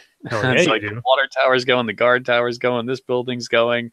Show it from this angle, it looks like more buildings are going. Mm-hmm. And this is where things get really silly. Yeah. Well, he's running out of ammo, and then they're chasing down, and goes into the little woodshed. Yeah. Where he kills a guy with a rake. Well, they shoot the building up. Looks like he'd be super dead, but he was just hanging up from the upper rafters section. Yep. Which is another thing that happens in The Running Man. Does it? Arnie hiding up top. Yeah, we'll get to it. Okay. So he kills a guy with a very sharp rake, I guess. He's just like, and then he's got some saw blades, and he just whips them at guys. He like cuts one guy's half his head off. Another guy gets kind of like in the chest, I guess. One guy gets an axe in the balls. One guy gets his arm cut off with a machete. Which is also something that happens in The Running Man. You had to split. See, that's why I tell you, this movie was really like a template, and they used it later in The Running Man. They're like, oh, come on, look, this is what we do. This is what we do. Mm-hmm, mm-hmm. They just followed the formula. See, I thought it out. That's why I knew this wouldn't be enough. We had to have it all there. My memo for the shed scene: garden warfare. Damn right. Yeah. So yeah, it's just a killing spree at this point. How many different ways can we have Arnold kill soldiers? And this is the way we can have him shoot him. This is the way we can have him stab him. We're gonna improvise, use some rakes and gardening tools, and great stunts. Lots of people falling off of buildings, falling over railings. This is where all the grenades are going, and people are trampolining up into the air and spinning around, and he doesn't get a scratch on him. He's going through. He's even shooting the flowers at one point. He's going through this garden, and his machine gun is just shredding the flowers in front of him as he kills all these guys. Good times. Yeah, and it's nothing like gory. There's no blood or anything. It's just people flying over. Well, I guess the rakes and the axes, they used a bit of blood. But. Yeah, it reminds me of like a light gun shooter where you just, like the camera's just kind of bouncing from area to area and just like right you on shoot rails, just things, hoping for a little power might pop out. You just go into the next one. So at this point, he runs across the boss man, Arius. Is that his name? Yeah. And they just do a little shootout thing, and Matrix has a shotgun. He gets to jump on him and just bang, bang, bang, like 3 or 4 shots. Something flying out a window. Which is very anticlimactic, but Bennett at this point is the real bad guy. All this time he's been chasing Jenny into the basement, and I believe at that point he's like, Danny. And sometimes able to hear that. That is the completely. They did that in post. Like, oh wait, we didn't figure this out. I know. Let's have her say "Daddy" real quietly, and somehow he can hone in on that Yep. like 3 basements down. She's been running away all this time. Yep. And you get down there, and she wasn't downwind at the time. You had to be able to hear her somehow. So he goes down there, and suddenly, at that point, she's also hiding from Bennett, who is sneaking around. So it's such a terrible edit because, of course, he can't hear her being 10 feet away from her, but Arnold's way up on the ground floor. It's just a terrible edit. So Arnold shows up, and then it's the face-off between him and Bennett. He's got the girl. I think at this point, Arnold actually takes a wound. He shoots him, and Arnold's hiding in the corner, and he convinces him, throw the gun away. You don't want to do that. You want to fight me man to man. You want to take a knife and turn it in me. And put down that chicken shit gun. Yeah. No, you want to do this face to face. You want to feel it as you twist the knife, Bennett. Something like that. Bennett, he goes all nutsy in the moment. He starts getting all crazy. He's like, yeah, I don't need this gun. I don't need the girl. I just need the knife. I can beat you, Matrix. And something like that. Yeah, a bunch of that. And then they get into their knife fight. It's all... That's all I ever wrote, just knife fight. Camera panning around, lots of swipes and things, and arm locks. And I think they tumble into another area. Like they have the knives, they tumble over into another area, and then they drop the knives. And that's when Bennett picks up the pipe. And suddenly they're in like a steam room, and he's swinging the pipe, and it's just a lot of you hit me, I hit you. Bennett gets electrocuted at one point. Well, they take like the what should be very hot, but he takes like the door of like a furnace off. He starts like beating him with it. Which would, you would not want to touch that, but then he pushes him back into like the electric thing. He's like, wah! And he's got his like metal mesh. He's wearing some chainmail wife beater throughout the whole film. Yeah. He's really just poorly cast. This guy, he's got a weird Freddie Mercury mustache. He's wearing chainmail. He could be a star. He's got little noodle arms. He doesn't look at all like somebody that you would find intimidating. He looks like he could be creepy eyes. But... He looks a bit like Buzzsaw. Yeah. He could be a stalker. He could be Very part true. of Captain Freedom's workout. We'll get to it. We'll get to it. But yeah, like you said. Yeah. Okay. Arnold wins. Then the big finish. Yep. How does he take care of Bennett? Bennett's against some random pipe, and then he grabs that other pipe and he just spears him right with it.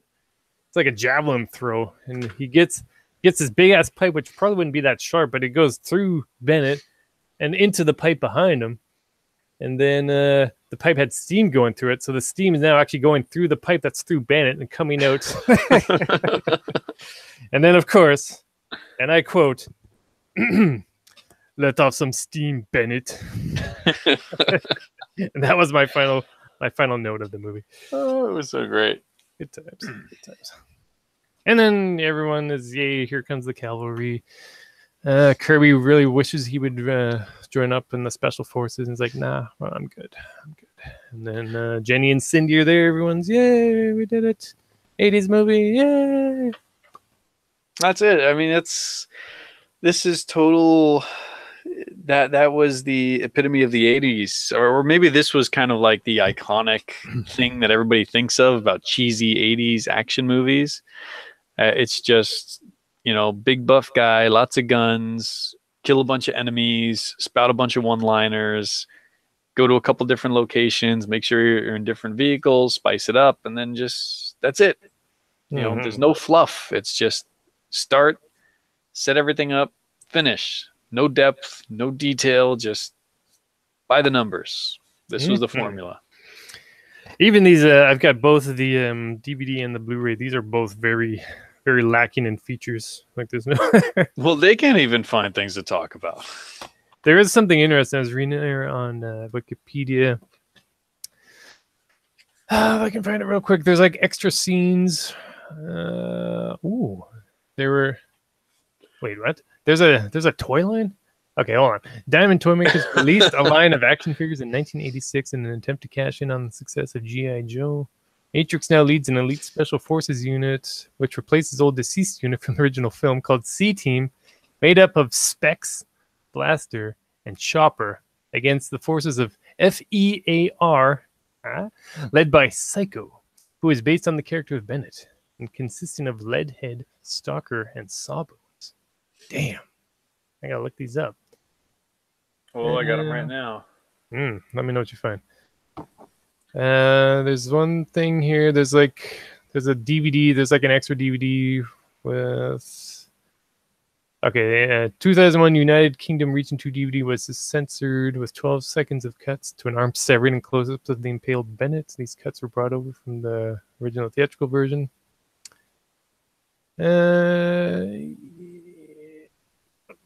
Okay, 20th Century Fox announced a completely unedited and unrated director's cut of the film to be released. This disc features an unrated cut. Okay. Yeah, this one there's a director's commentary on one version of the film. That's going cool. Has some deleted scenes. That's cool. Yeah, these are some really cheap action figures. Nice. That's a cheap cash in. One of the guys has cloth pants though. Sweet. All right, hold on. I gotta look this up too. I do it for the toy cast. Commando toy line. That's the most generic name. They're terrible. I can see it. Well, yeah. There's the big Arnold toy looks pretty cool. But yeah, they're just crappy G.I. Joe wannabe toys. Yeah. Well, there's more modern things like that 12-inch figure is one of those. That's pretty cool. It looks like Tim Allen though. Anyways, yeah, fun movie, fun flick. We've managed to find quite a bit to talk about. Well, we talked about what happened in it. That's about it. It's an empty movie, but it's something that I can sit down and watch. I can't pretend it's good. I wouldn't recommend it to somebody who's like, "Hey, I want to see a really great action movie." It's just if you're okay for that kind of cornball cheese and you don't mind just sitting and staring at things happening. Yeah, there's no depth. There's no. If it's on, you can sit through it, but you really don't need to pay attention or try to watch the whole thing. Skip to your favorite parts. Watch all the clips on YouTube. Like, oh, there's a one-liner. Yeah, no, it's a fun flick. Don't expect much. If it were made today, it'd be a Michael Bay film, much like Battleship. We'll get into that. No, actually, we won't. We already mentioned Battleship. Just in the chat, we have Bill from Start to Continue. Hey, Bill. He says, "Voxy, you sexy bastard." Oh, and hi, Steven. He didn't even capitalize my name. Son of a bitch. Man. And I capitalized his name. I said, "Hi, Bill." Anyways, okay, how you doing on time and washroom breaks and everything? Time is good. I could freshen my tea though. Okay, we will take an official recess here, and when we come back, we will spend some time going over The Running Man. Sound good? Nice. Okay. All right, do it, and we'll be back in a bit. So, Bill, this is. He'll be back. He'll be back. Oh, I didn't even think I should have missed your chance. You missed your chance. Okay. Yay. Okay, so Bill, this is the official first episode of the CAPMAX MOVIECAST. As you can see here, we're doing this live on YouTube, and then I'll probably do an edited audio version over on the Hypecast feed because I haven't uploaded anything there in 4 months, I believe. Yeah. So we're just talking about movies. We just finished our discussion on Commando with Arnold Schwarzenegger. And now, once we get back, we will be discussing The Running Man, which is a pretty neat movie, if you ask me. Commando's fun, but we actually did find quite a bit to discuss. But I think we'll have more to discuss with The Running Man. There's a bit more happening. So, if you're still there, thanks for joining us. And Vox is getting more tea, and I will try and use the washroom. Then we'll be back in a second. What's my background? Oh, it's fine. Okay, Vox is back. I'm just going to use the washroom real quick. Bill might be there, so if you want to say hi to Bill. Hi, Bill. Bill. I can't see the chat, so I have no idea if I'm talking to anybody. Do you have access to the links button in your lower right. I guess it should say MovieCast Live Episode 1, 2 viewers and links. I don't see it. Right, hold on. Let's see if I can get you that link. Okay, it says cool. It's fine. Here, I'll just should have our chat. You see the group chat on the right side? I got group chat, but I don't see anything in there. Let's try this. I'll be right back. I don't know. No promise for entertainment, folks. In fact, I might take a toilet break myself. Sorry to disappoint. Yeah, I will.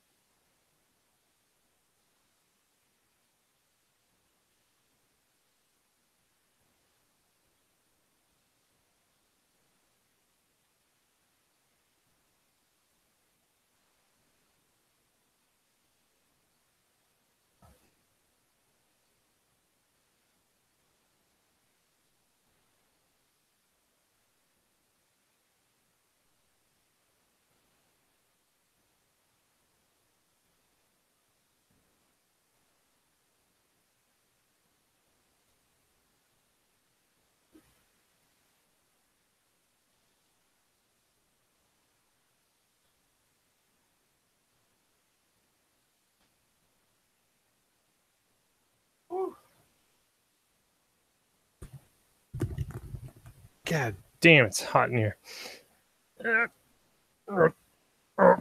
Still don't have the lighting yet. We lost Richard again.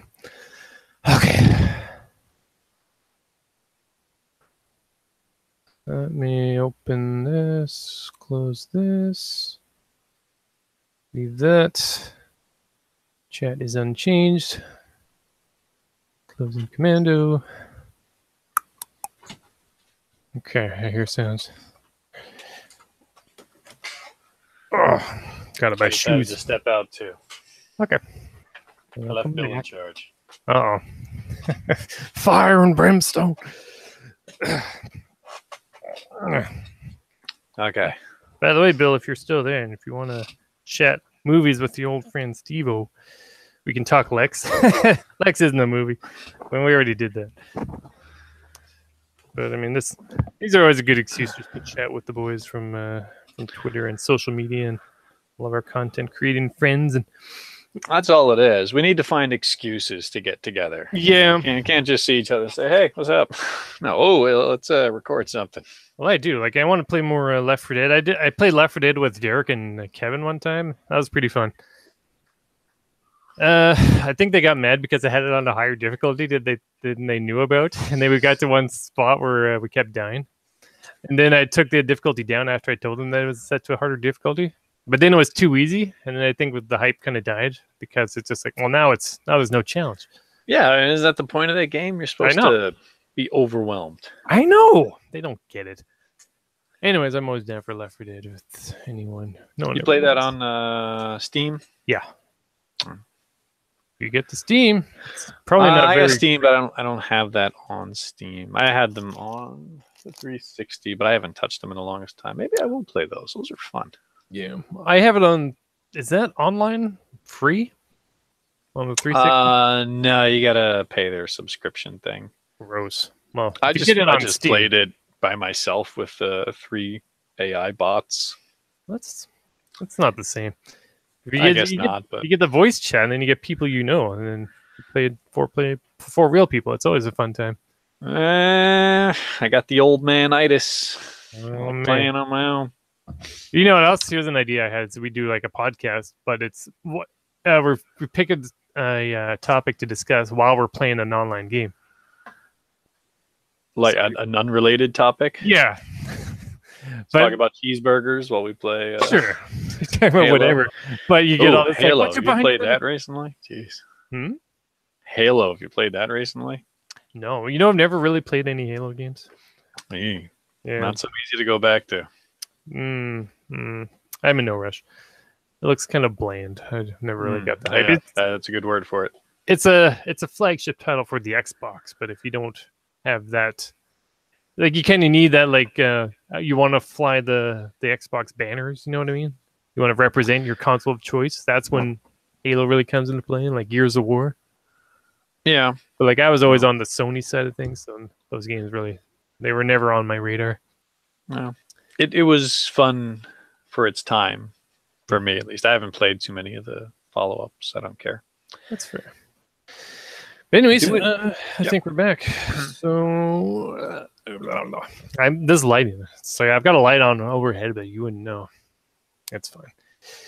The video is here just to honestly to add stuff to my YouTube channel, and then to rip the audio for the pure audio version later. It all works out. Okay, so we got our notes. So at this point, of course, we'll probably just edit in a song. I might edit in that Calypso music from.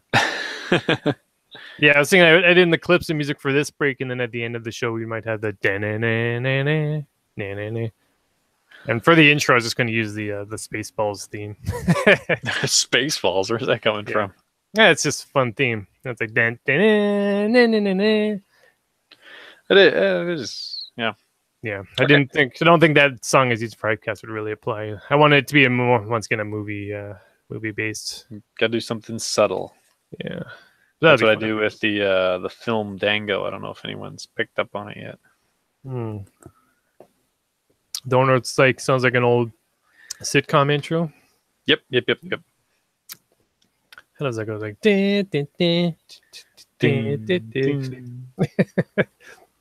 something. Here's a Film Dango exclusive. That movie comes from another Arnold Schwarzenegger movie. That is from Twins, because in our Fandango we had our DeVito and Schwarzenegger, but we canceled that. So now we only do regular episodes, but the Film Dango pays tribute to that by using music from Twins. Yeah, Bill missed my STC Pod tribute cast reference earlier. Anyways, and we're back. All right, everyone. So we've just had our recess. We are now back, and this is the other part of the movie cast. We just finished going over Commando, and now we're going to talk some Running Man. So, yes. Despite what I said, now we can really have a conversation. No, it's a lazy Saturday. I never do anything on the Saturdays, anyways, because I'm still recovering from a week of work. I always want to go wake up early and do something, but no. I set my alarm for 8 a.m. this morning. I woke up and went back to sleep, and then it was noon. That's the way it goes. Saturday. After this, buying shoes. Hopefully, if I can find good pairs of shoes. Oh, do tell. What kind of shoes are you looking for? Walmart shoes. Are these dress shoes? Or are they work shoes? No, just shoes. Everyday Eider shoes. Yeah. All right. I'm actually, what I found at work is I had an old pair of shoes, but they're the same pair as what I'm currently wearing. And the ones I'm currently wearing are so beat up now. The shoes I replaced before, one of them was actually in better shape than the one I was wearing more recently. So, anyways. You know who also wears shoes? Who's that? Killian? Running Man. Well, you know, in the future of 2017, buying shoes is pretty tricky because, unfortunately, actually, I've got... I got motorcycles driving by. If I can open my Dropbox here without everything crashing. I took a screenshot of it does good old 80s movie intro of text and explaining what's going on. I'm just going to read this text because I love it. Double clicking. Nothing's crashed yet. Fingers crossed. Okay. By 2017, the world's economy has collapsed. Food, natural resources, and oil are in short supply. Man, they knew. Back in the 80s, they knew. That sounds pretty accurate. There's a lot they get right. A police state divided into paramilitary zones rules with an iron hand. And then that's the only screenshot I took. There's more beyond that. And they talk about how in the means to distract the populace from the horrific state that they are in, they use things like gladiatorial TV shows, such as The Running Man. which just keeps people busy and distracted, not unlike the real world. If we had no internet and more TV, I think people might pay closer attention to the current events. Anyways. Yeah, totally. It's an accurate depiction, and they get the timing just right, you know. They've done this before. It's the whole 1984, you know, the future is all screwed up. The corrupt people are in charge. People are suffering. The rich get richer, the poor get poorer. Freedom is taken away, restrictions on what you can do, where you can go.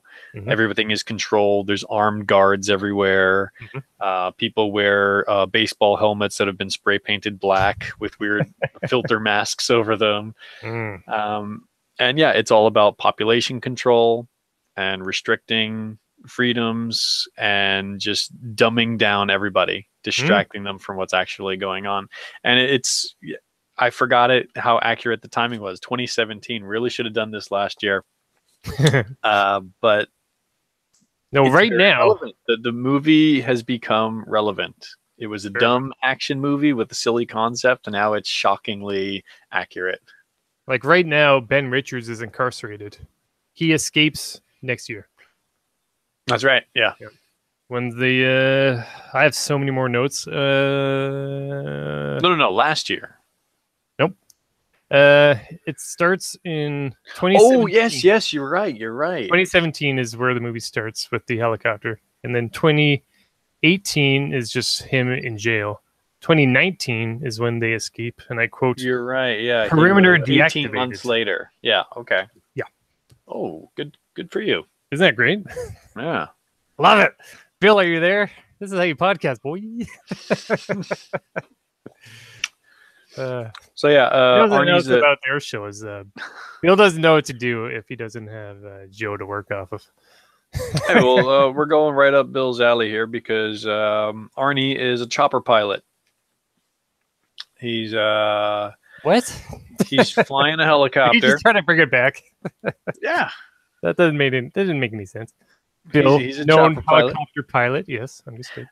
He's flying a helicopter against some green screen, and there's a food riot in progress. Yes. And his orders are to kill all the civilians. 1,500 civilians.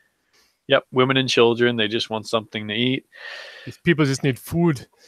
Yeah, so he refuses, and his superior contacts the guy who's sitting next to him and says, "All right, you take over."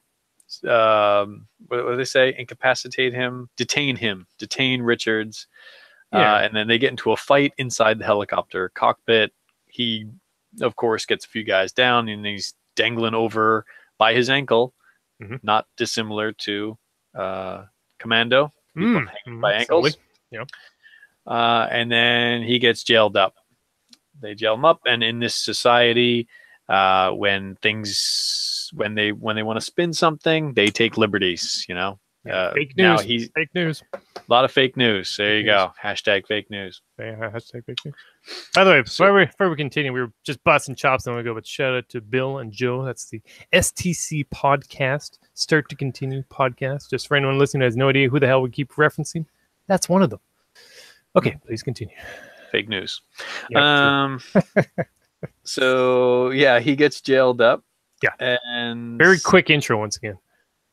Yeah. I mean, no all time this. Wasted. I think he gets put in prison. They show him in prison, and then they escape prison. And I think the directed by credit shows up after they escape prison. Like a lot goes on. Yeah. In the first 5 minutes of this movie. Yeah. So yeah, this helicopter, which is police helicopter, but it's this paramilitary totalitarian police state. Because these people are causing a ruckus, they just say, you know what? We're not even in the mood for it. We run things now, open fire. And this helicopter, I don't know. It looks very high up, but I guess it goes down at an angle and then start shooting people. And Richards, our main character, a.k.a. Arnold Schwarzenegger, is framed for the massacre of 1,500 civilians, unarmed rioters. And then the next scene is pretty much 18 months after that. You find out that he was then framed for this event. I don't know. Why would they even need to frame him? Because it's like cops are cops. I mean, it's still the same group. But I guess, like you said, fake news. They just wanted someone to scapegoat, and since he disobeyed the order, he'd probably do it again. So maybe they're just like, you know what? This is where you find, as I enjoy this movie. There's a lot of fun stuff in here, but there's also a lot of big problems, and this is one of them where there was no reason to frame him. You know, they didn't know that he was going to go to the Running Man. It's not like they had that set up. No, because that's a completely unrelated event that happens later that gets him sent onto that show. So they really could have just killed him at this point. He's not playing ball. Let's get rid of him. That's true. And then do whatever they want to do. So there's a lot of coincidences like that show up. They really should have just killed him. But they make up the story that he was responsible for it, and he gets sent to prison.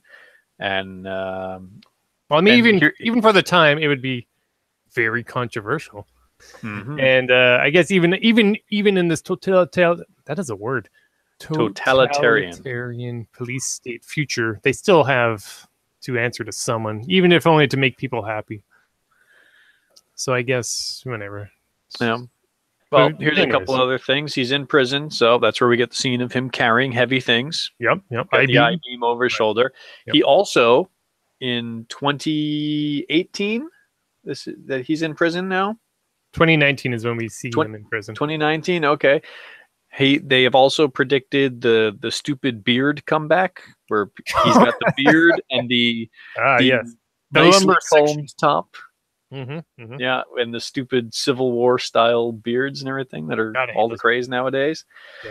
So they're in prison, and they've got these collars that they make the prisoners wear, these exploding neck collars. And can I just point one thing out real quick? Yeah, they're not even really in a prison at all. It's just like a workplace. It's true. I thought that was kind of neat. Like, kind of implies that maybe we don't have the room to make a real prison. We're just gonna put these people wherever we need them to do heavy labor.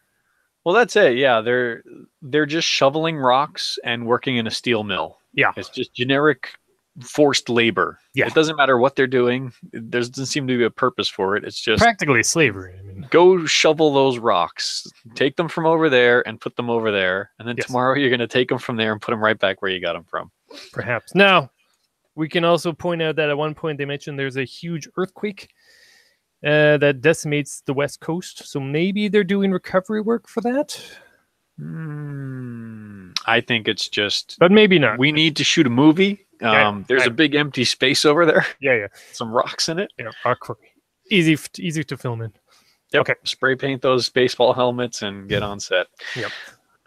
So they've got this thing worked out where he and a bunch of the other prisoners, they're going to stage a fight. Yep. And then during the tussle, they, knock out some of the guards. They confiscate those big laptop briefcases that control the collars, and there's these like little sensors all around. So they get hold of one of those. They got their smart tech guy who's on there, Weiss, and he's trying to deactivate everything. They get like step one down, and one prisoner gets a little too overexcited. Chico gets too excited, so he starts making a run for it. They're like, no, Chico, the collar thing isn't down yet. And you're running, and then you get a really great effect where you see the guy running, and then at a distance, boom, head explodes, shrapnel goes sideways, and body goes down. Really great effect. Very well done.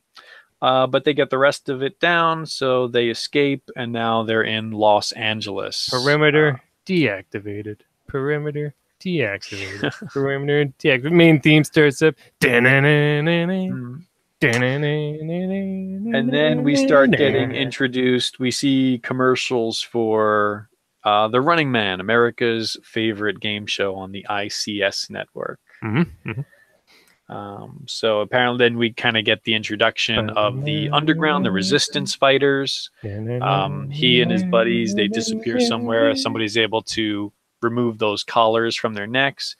And his buddies are full on, we want to go to the resistance. We want to expose what's going on. We want to get hold of satellites and broadcast our message to the world. Right. Arnie's just, forget it. I want to go off to South America and just live my life. You're interested in revolution. I'm interested in survival. Yeah, he is ready to part ways with these guys. It's like they were people he met in prison. He's not close to them. They got out. I'm good. I'm going on my way. So he shows no attachment to these two guys. Just thanks prison for the escape. They just needed each other. Mick has this line. I took a note, and he says this line: "Took this country and turned it into a jail." Interesting thought. Because of course Ben is still the butcher of Bakersfield to them. They don't know if they can even trust him. But they did remove the exploded collar from him, which is very nice.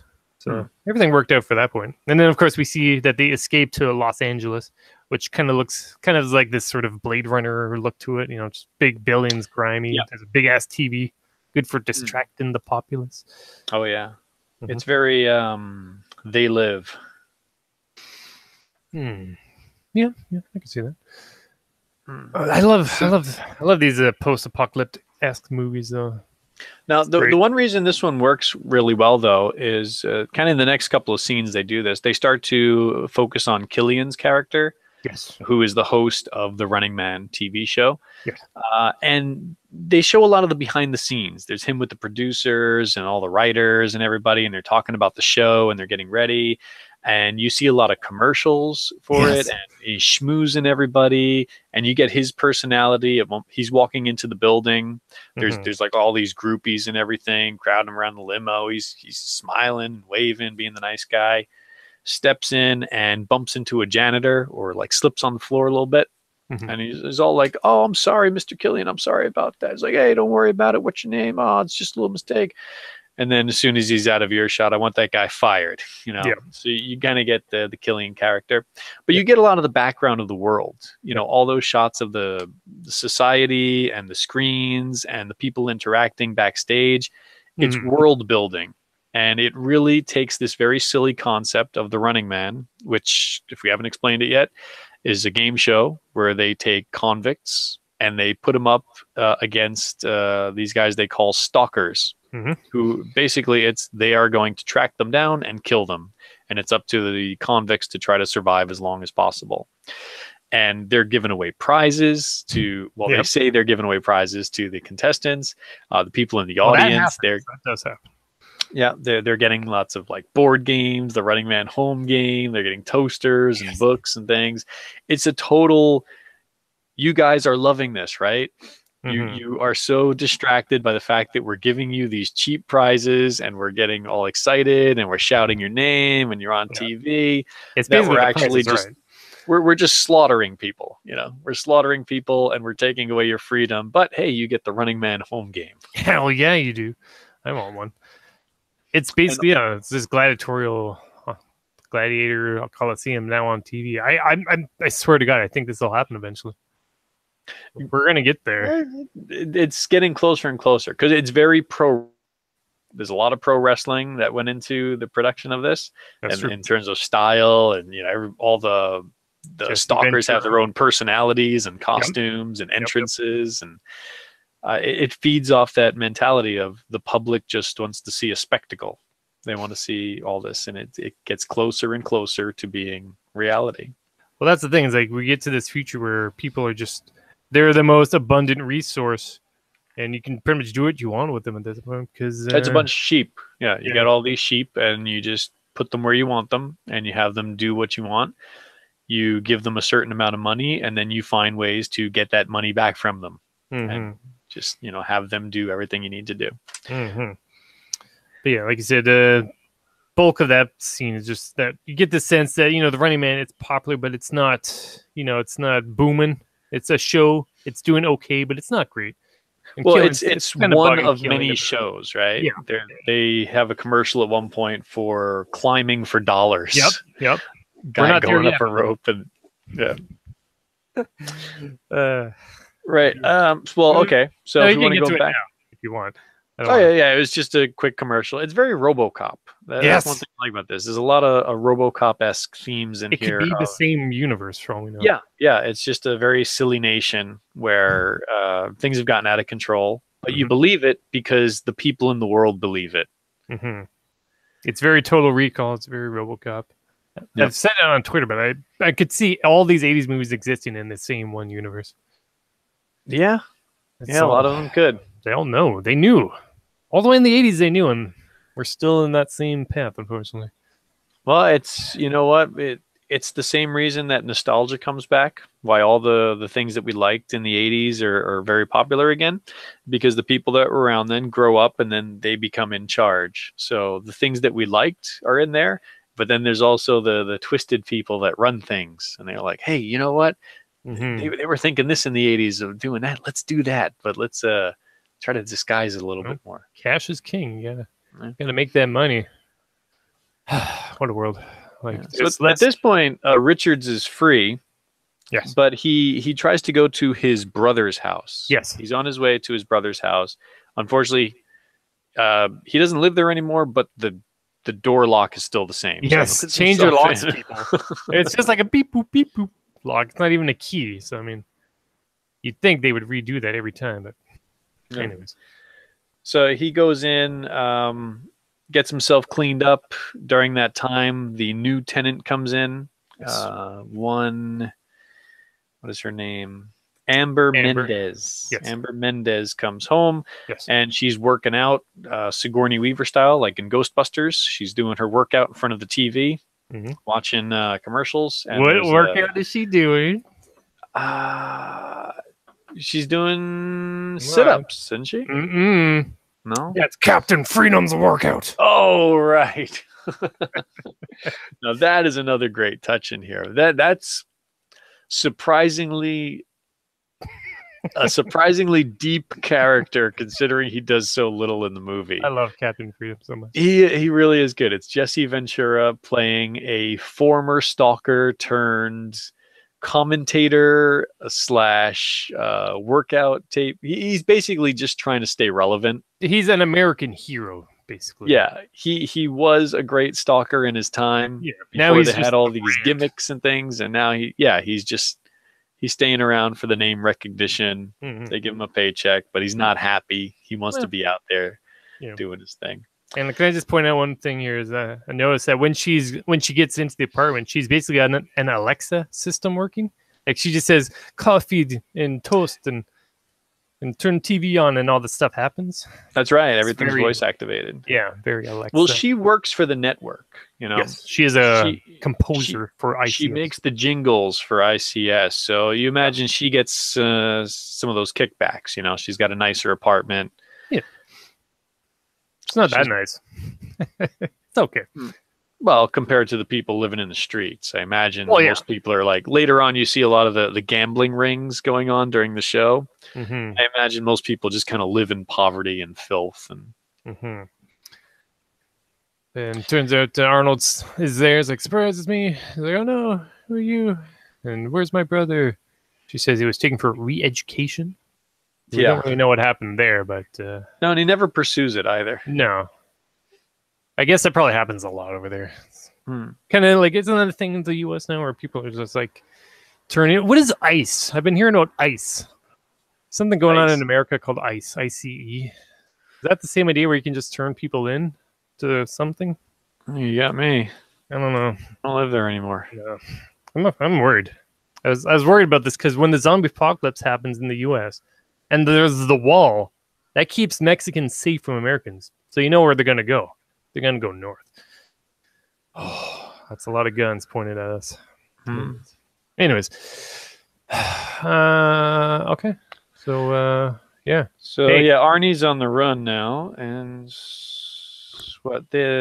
he takes her ID. Yes. He needs a travel passport. So he takes hers, and now it's going back to Commando. You got Arnie taking a woman captive, forcing her to do what he wants. They're heading to the airport, and he's basically just trying to get away. Yeah. All he wants to do is to... Hold on.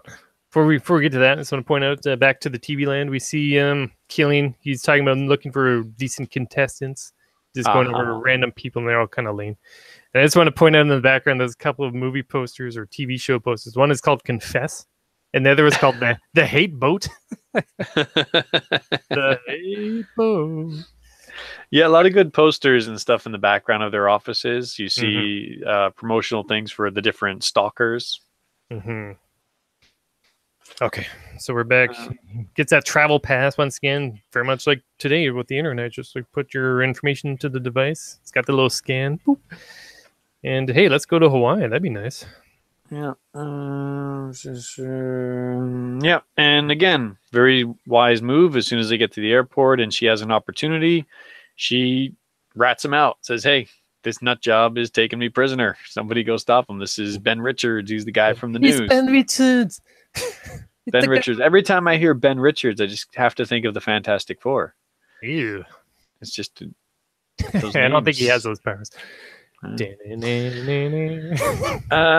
So yeah, he's running out on the tarmac, and they come out with this great net launcher gun. Yep. They ride up alongside him, and you see the four big goofy looking things sticking out of the barrel of the gun. Yeah, where the hell was he going? Why would he go that way? I don't know. It's so easy to be caught by vehicles. Like, what the hell? They needed space for him to get chased and caught in a net. He's got to have his running scene. We mentioned that before. Yeah. He's got to be carrying something heavy. He's got to be running. You need that full package. They really need to make like a Nerf one of those, the net gun. That would be pretty awesome. Probably is already. Okay, so yeah, they caught him real quick. He's like, shooting them. They got him quick, and then it's weird though, because here's another one of those things that doesn't make sense, but it makes sense if you don't think about it. Killian's looking for runners. And he sees Ben Richards. He's like, "Yeah, I want that sexy beast right there." He's like drooling over him, seeing the footage of him escape. It's like, we got to get him. I'm like, well, he escaped. What are we going to do? Now he gets caught, and immediately he's brought to Killian. Because he can pull those, he can pull that. Right, but it's just strange because like we're looking for this guy. Oh, he just got caught right now by chance. Yeah. And now he's right in there. So it's like, we want him on the show. It could have taken 5 years to find him, you know? Yeah. That just happened to happen. It just happened, yeah. Good timing. Killian's lucky guy. So yeah, he calls up, he pulls strings because he calls up the Justice Department Entertainment Division. Yes. Love it. And they have to contact the president's agent. Nice. Let's see. So yeah, they get him, and now they blackmail him. We got your friends. Is that it? Who aren't his friends though? They were just guys in the prison break. They got to do that prison tough guy act too, right? Yeah, he has to show some kind of loyalty, but he's a nice guy at the beginning of the movie when he's like, "I'm not going to kill those people," and then he's very selfish, and I just want to get away. Just leave me alone. I just want to get back to life. He probably knows that they're probably going to get caught if they try. And now, I guess he's got no choice. I mean, he's caught, so. Yeah. Either way. Yeah. And then I was like, well, we got your friends here. And if you don't do the show, and they do claim there'll be like full pardons if they go through the show and survive. Well, it's one of those things. Those are the prizes. Yeah. If your prizes are pardons or fair trials. Yeah. There you go. So yeah, I guess even though they live in this crazy state where they can do whatever they want and falsify the news, they still need him to sign the contract officially and say, "Yeah, I'll do the show." Yeah. So he's all signed in. They fill him full of drugs and put what they're called tracer barium. Now I'm guessing that's so they can help figure where he is on the game floor. Yep. Yeah. Just random drugs, and the guy says he won't be running after this. Something like that. Yeah, they knock him out too. They drug him up and gas him. Like, are they weakening him somewhat for the show so he's easier to catch? I don't know. It's not really. I guess it's just in this "we're controlling you" scene. Yeah, but I assume like tracer barium helps them, triangulate his position. Yeah, in the game zone. Injections. We see a little commercial for Cadre Cola. Yes, Cadre is a name that reappears quite often. I guess that's one of the that's the higher up organization that runs everything. Is it like just a brand? Is it like just like Coca-Cola? Is it? Yeah, because I see Cadre a lot in there, but I have several Cadre notice on it. Yeah, and then we get more fake news. Yep, that's fake news. Talks about they capturing him, and they claim he shot a bunch of people on his attempt to escape. Right, that's right. They got him on stage now. That's when she starts to realize that maybe what he was saying was accurate, because he tried to say he was innocent. She said he wasn't, but now she was there in person and knows that the news is fabricating information. Fake news. Then we get the climbing for dollars TV spot. Thank you. Yep. And the whole concept is you climb a rope and collect money, and if you fall off the rope, there's angry dogs and gases. And that's great. Mm-hmm. Again, that's world building. It's not just the Running Man. There's all sorts of these nutty shows going on. Mm-hmm. They're all fun ideas. Ben Richards meets his court-appointed theatrical agent, and he goes over the contract with him as he makes his way to the stage. There's that guy. He's one of those character actors who's also in Wayne's World. He's kind of bald. He's got a big nose, little nasally voice. Forget his name. But he's one of the guys that works in the offices with Killian. I think he really is just the same guy. He plays Benjamin. The guy is like, and roll camera. No, not Benjamin. What's his name? And keeps snapping. Yeah, that guy. Yeah. He's the TV guy. Yeah. Okay, but before that, I just want to point out, at this point, that's when they're getting ready for the Running Man show, and that's when all the stalkers start showing up. And like you said, this is when you really start to pick up that they're kind of just like pro wrestlers. Yep. Like they're coming through the audience like, oh my God, Buzzsaw, touch me. Yeah, he punches him in the face. Yeah. And then the show warm was going. They got like the cheerleaders doing their dances. That's I call them the Fly Girls. That's a good one too. But they're there to get the crowd riled up for the show. It's like the pre-show warm up. That's cool. And then what do we got here? They're walking Richards down, and and Amber's there. It's like $6 a pop. This place, yeah, whatever you guys call it, soda. And then it's just surprised. There's Ben again, walking right next to Amber. Yeah, a chance meeting. He could have raped you, then killed you. Killed you, then raped you. There was also a good shot of Buzzsaw, one of the stalkers, lifting up a bike. Yes. He's just holding it up above his head to appease the crowd. Was that his bike? Like, because he has the bike later. That might have even been the same one. Maybe. Yeah. But yeah, just those simple stunts, That was actually just a strong man lifting up a bike. That's all you really need, honestly. It was great. There's a fun line where you mentioned the lawyers getting him to sign the thing, and he mentions recording devices such as bubble chips. I'm like, what is that? That's the made-up one. I don't know if bubble chips exist. And of course, he writes on his back and is like, poof, stabs it through his back. That's a bad idea. These are like hardened criminals, and he's like, yeah, just right on my back with this sharp thing. I think it was right after Amber saw Richards being pulled away. That's when... Yeah. Oh, no, you know what it was? Earlier on, they showed the news footage, the fake news about his capture at the airport. That's when that's before. Yeah, that was before. That's when it clicked in her head that something's wrong because they were talking about how he had killed all these guys at the airport, which she knows was not true. So that's when she starts to question. There now, she starts snooping around, and she's trying to look for the original tapes of the Bakersfield incident. Yeah, because by this point they're explaining who he's going to be for the show, and they show the fake news of the helicopter, and with their doctored version now he's just says that he's the one that instigates the whole massacre of the 1,500 civilians, and then the crowd's like, "Boo! He's the worst! I can't wait to see this guy get stuck." Yeah, they're booing him, but then when he comes in like in prison garb, he's all covered up and he's all shackled. Yeah. But then they bring him up and the glamour girls are all like circling around him, and then they pull off the prison uniform. I like when the one puts a leg up on his shoulder for a second. He's got the Running Man suit on underneath, which has his name. Does it? Yeah, all the Running Man suits, they have their names sewn into it, which is good detail. Classy. And it comes up, there's an important reason why they goofed on that later on. That's when he mentions that if he wins Running Man, he'll get a reduced sentence.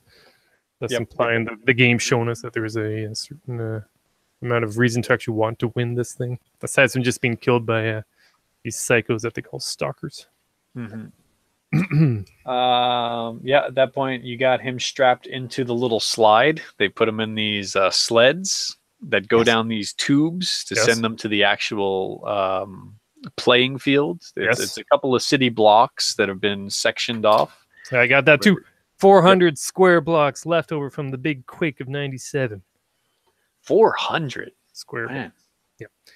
And it mentions earlier that once again this takes place in LA at this point. So of course there's the big one, which is what all us West Coasters always have looming over our minds. That there is supposedly going to be a huge earthquake that will occur at some point on the West Coast of North America. So stay tuned for that. But fortunately for us, it did not happen in 1997 like it did in this movie.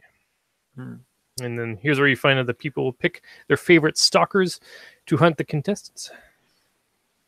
Because he's all loaded in, and they send him on his way through the fun little roller coaster tube. That looks fun. That was a really cool ride. And when they reveal, because they show his buddies, surprise, surprise, they lied, and his buddies are going down with him. They have them in these pillars that circle around, and you see they're already strapped into their sleds.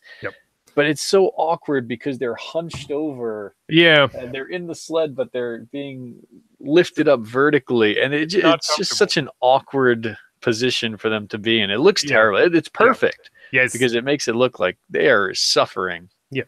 Because for the common man, they just think these are criminals who are getting their comeuppance by a justice system that just keep them rolling, man. You did a thing, you're going to pay for it. Like nowadays, like what happens? Like you get a fine, and then the kids are back in their Ferraris driving 250 kilometers an hour down the Lions Gate Bridge, but that's a different story. But here, it's just like, no 5-year court wait. It's just like, nope, you're here. You're going to go through this thing. You're either going to die or get a reduced sentence. Like this is quick, effective super justice.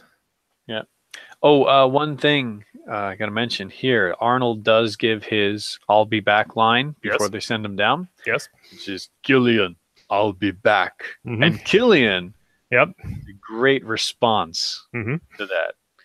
He just looks at him, kind of shrugs for a second, and says, "Only in a rerun," and then he sends him down the tube. Fantastic. Which I think that's probably the only time in a film somebody's countered Arnold's "I'll be back" line. Well, he was in a position to. People who normally aren't in a position to really talk back. I really like Killian. He was a great character in this. He's great. He's basically this like evil Bob Barker. Before we continue, I just want to check in with the chat real quick. We had a hi bros from Osama 10. And I said howdy back. So shout out to Osama, our third guest in the chat. Very good. Thank you for being here. Okay. Time to pick our first stalker. Who do they pick? Oh, they're all so nice, but I like my men big and cuddly. Sub-Zero. Professor Sub-Zero. Professor Sub-Zero. Now, did you note at the start of the movie, the actual Japanese actor is a professor? Yeah, and he's always credited as Professor something Tanaka, whatever his name is. Name here, I thought that was a neat touch that the professor carried over into his stalker character. That's awesome. He was in everything. He just shows up for like these small cameos in different action movies. So now here's the thing that doesn't make sense. They get to choose the stalker. And it could have been anybody, and they all have their own gimmicks. And his gimmick is he's a big hockey player guy. He's like a big guy in general. He's a big guy, and he carries a hockey stick, and he's wearing skates and everything, and everything is cold. So 400 square blocks. Now they get down off the tubes. There's people there that are kind of guiding them. Like the ICS thugs. Run this way. Go this way. Go that way. They're being herded into the stalker arenas. Could have been anybody. They could have chosen any stalker, but they immediately go into a warehouse that's full of ice. Well, I imagine there's like multiple paths, but they're all kind of, like, he picks Sub-Zero, make sure he goes down that path. That's kind of what I'm thinking, because it's a very big coincidence that they just show up where he would be. But it's still a production. Those thugs, they're guiding them to where they want them to be. So it makes sense. It's a little like, how did this happen? But there's enough there to put it together. So now the three of them fight their first stalker, Sub-Zero, and he gets a triple hit. So, like I said, they're in the skate arena, and there's like a bunch of walls and barbed wire and fences and all that stuff. And he's skating through, pushing through one guy. He's got the exploding pucks. He's got one guy in the goalie net, which he hits him into the goalie closing net. It's like a clamshell goalie net. Very good. So he's going around, and yeah, then Schwarzenegger pulls some pole off the wall that's got the barbed wire. Yeah. Sub-Zero skating by. He pulls it tight, so he hits it and gets all wrapped up in it. Mm-hmm. Gives it that final yank, and it twists around his neck, and I think it chops his fingertips off. Yes. He's like trying to pull it off his neck. Yeah, like he's like, no, they're not gonna. And he pulls it so tight that not only does he choke the guy to death, but he cuts his fingers off. He's got under the barbed wire to try and prevent himself from being choked to death. It doesn't work. Doesn't work real good. Mm-hmm. Where not only is he choked to death with barbed wire, but he loses some fingers at the same time. Yeah, and that's what an upset. Now this, everybody's upset about it back in the studio, and there's a telephone call a bit later on that makes you feel like this is the first time a stalker has ever been killed. Yes, in the history of the show. So everybody's kind of grieving, and he's like, "Oh, there are no words to express the sorrow. Mm-hmm. We'll be back after this," and they still got to go to commercial. Yeah, it's surprising. I'm wondering, like, how weak were the people before this? Once again, of course, Arnold's strongest man on Earth in the 80s, and of course he's basically Superman, so of course he's gonna have all this extra power. But yeah, it's surprising that no one else would have bit the bullet before this. Yeah, that's a little that weakens the world a little bit. Yeah, big ratings though. Oh yeah, of course. Arnold gets his quote. What does he say? Got the camera on him. What do you say? Would you say it's alive?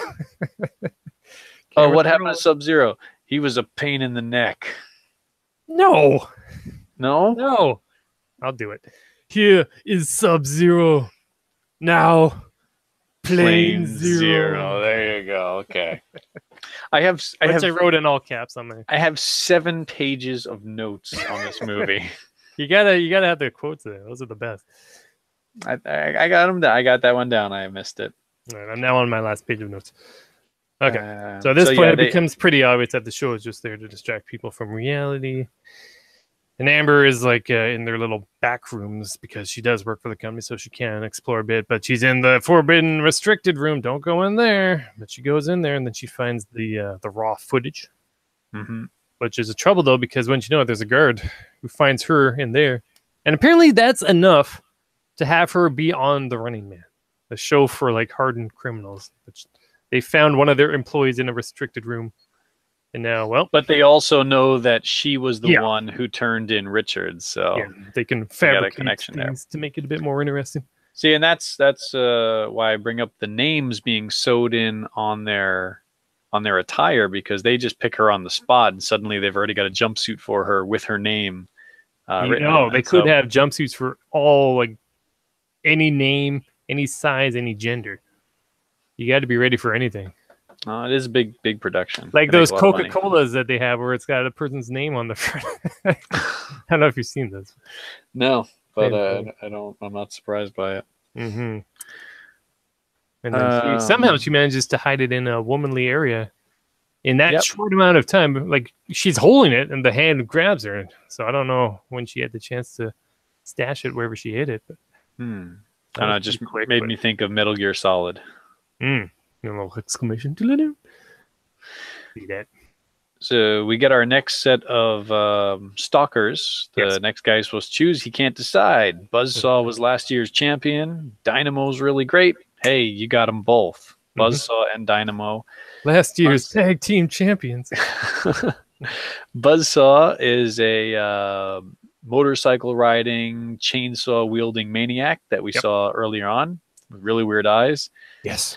Dynamo is an opera singing, electrified centurion. Something like that, yeah. It's got like the Mohawk thing, Mohawk helmet.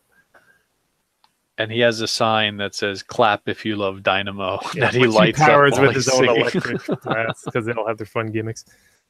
He shoots electricity. The other guy has a chainsaw. The other guy has like a hockey stick blade.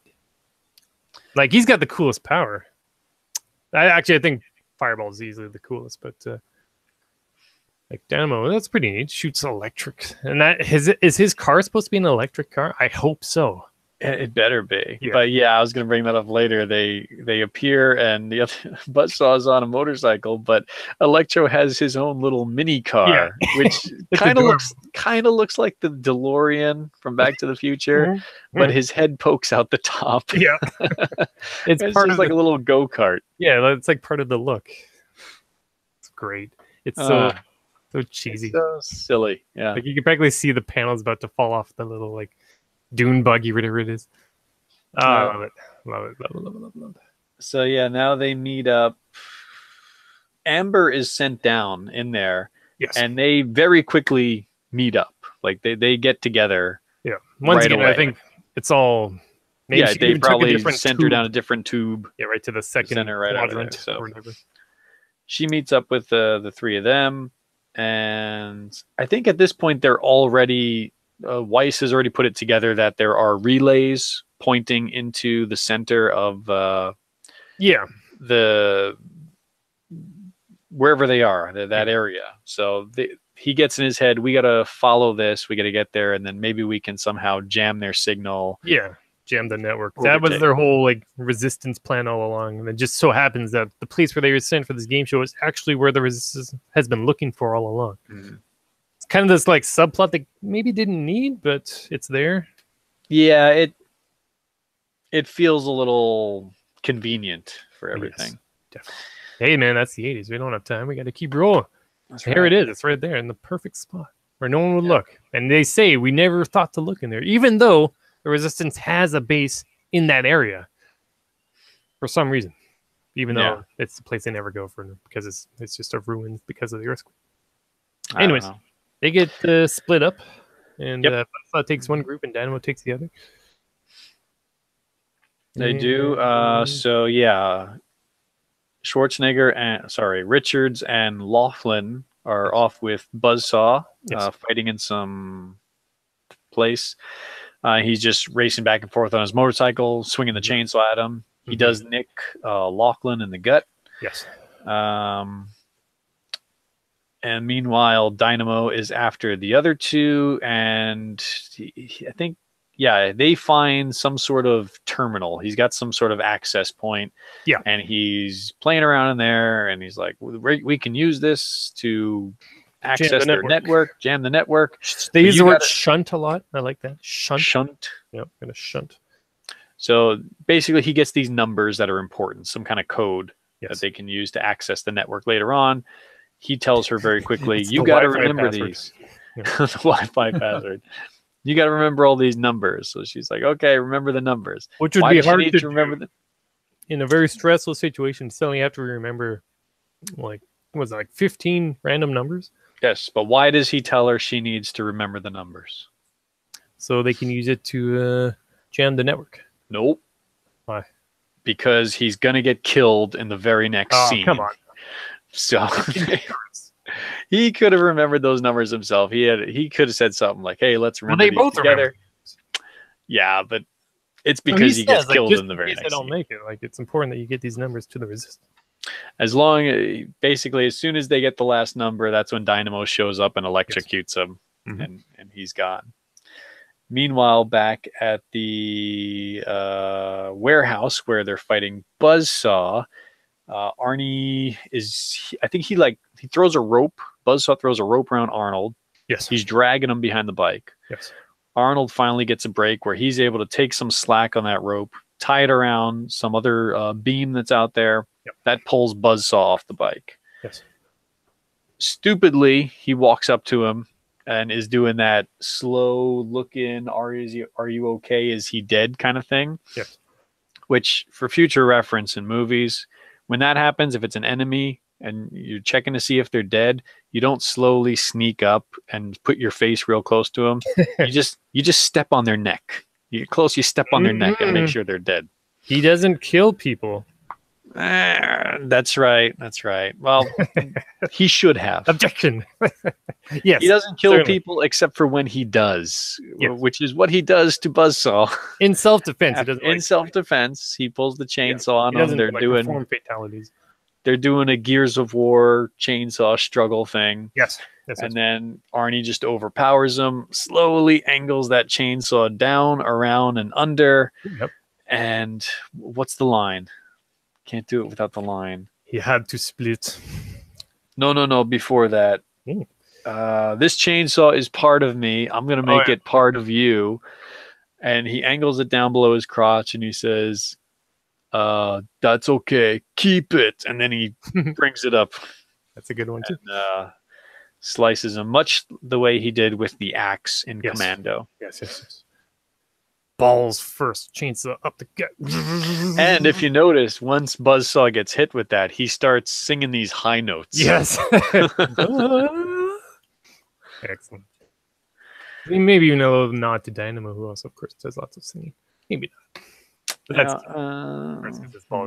soon. Then he had to split. What happened to Dynamo? Oh, he had to split. Yes. No, Buzzsaw. Yes, thank you. What happened to Buzzsaw? Oh, because right now Arnold meets back up with Mendez, and Dynamo is after her. Well, Laughlin dies at that point too. Well, I think he's still alive, but he walks away from him for a bit because they go back to him together. Okay. Same difference, but yeah, it doesn't really. But he runs up to Dynamo. Hey, Lighthead. Hey, Christmas tree. Yep, I remember hey, light bulb. Yep. So yeah, there's a lot of cutbacks to the crowd this time. They're showing people's reaction watching the show. They're showing them get more prizes in the studio. It's great. Dynamo is chasing them in his car. He flips the car. Yeah, this is so stupid. Like he's gonna drive up this pile of garbage. Yeah, he was driving up the garbage pile and he flipped out. And he flips over and then immediately he's like, cut, go to commercial. Oh no, my car. Yep. I'm stuck. No, go to commercials. This is when you find out which is like he doesn't kill him and everyone gets all upset at him because they're all bloodthirsty TV. Yeah, now they're this is like the turning point for the audience. They were shocked when he killed Sub-Zero. Professor Sub-Zero. Oh yes. They were shocked when Buzzsaw got it, but now they're starting the chant like, oh, he's got Dino. All right, kill him. Mm-hmm. So they're turning in Ben's favor now. Mm-hmm. Well, they don't like it at first. They're mad that he doesn't kill him, but I think they understand. Yeah. Not just a bloodthirsty criminal man who massacred 1,500 hungry civilians. Okay, so this is the third of the stalkers. Okay, now hold on. Out. I'm just gonna run one thing by you real quick. Let me know what you think. It kind of seems like he jams the pipe, like he's gonna kill. It looks like he's gonna kill Dynamo, but he doesn't. It looks like maybe he stabs it in his arm. I don't. You don't really get a clear shot of it. Yeah, I think he just put it down, because he like jams stuck it into the trash, and then Dynamo passes out because he thought he was gonna like kill him with it. Yeah, because later on, spoiler, you do see Dynamo again. He doesn't have any arm injuries or anything. Yeah. So yeah, I did check that too. Like, is he gonna have like an arm bandage on? I don't know. Okay, just I think he just put it down. Yeah, you think he did it, but then you realize he didn't. Yeah, just to freak him out and make him pass out. But he doesn't want to kill him because it would have been an unfair murder. Doesn't he say something like that? He's like, I'm not a murderer, or something along those lines. Yeah, I'm not going to kill, something like that. Yeah. And then Killian gets on the line, on a private line, and he offers Ben the stalker job because he's so good at killing these guys. If we can hire this guy instead. And then he's like, no, fuck you, I'll rip your head off and stick it up your ass. And pulls the TV thing out of the wall. Good times. I like when Arnold yells like that. It's like the delivery when he starts getting angry, angry acting. It like builds up a bit higher every time. I'm going to grab you, and I'm going to rip your head off, and I'm going to stick it up your ass.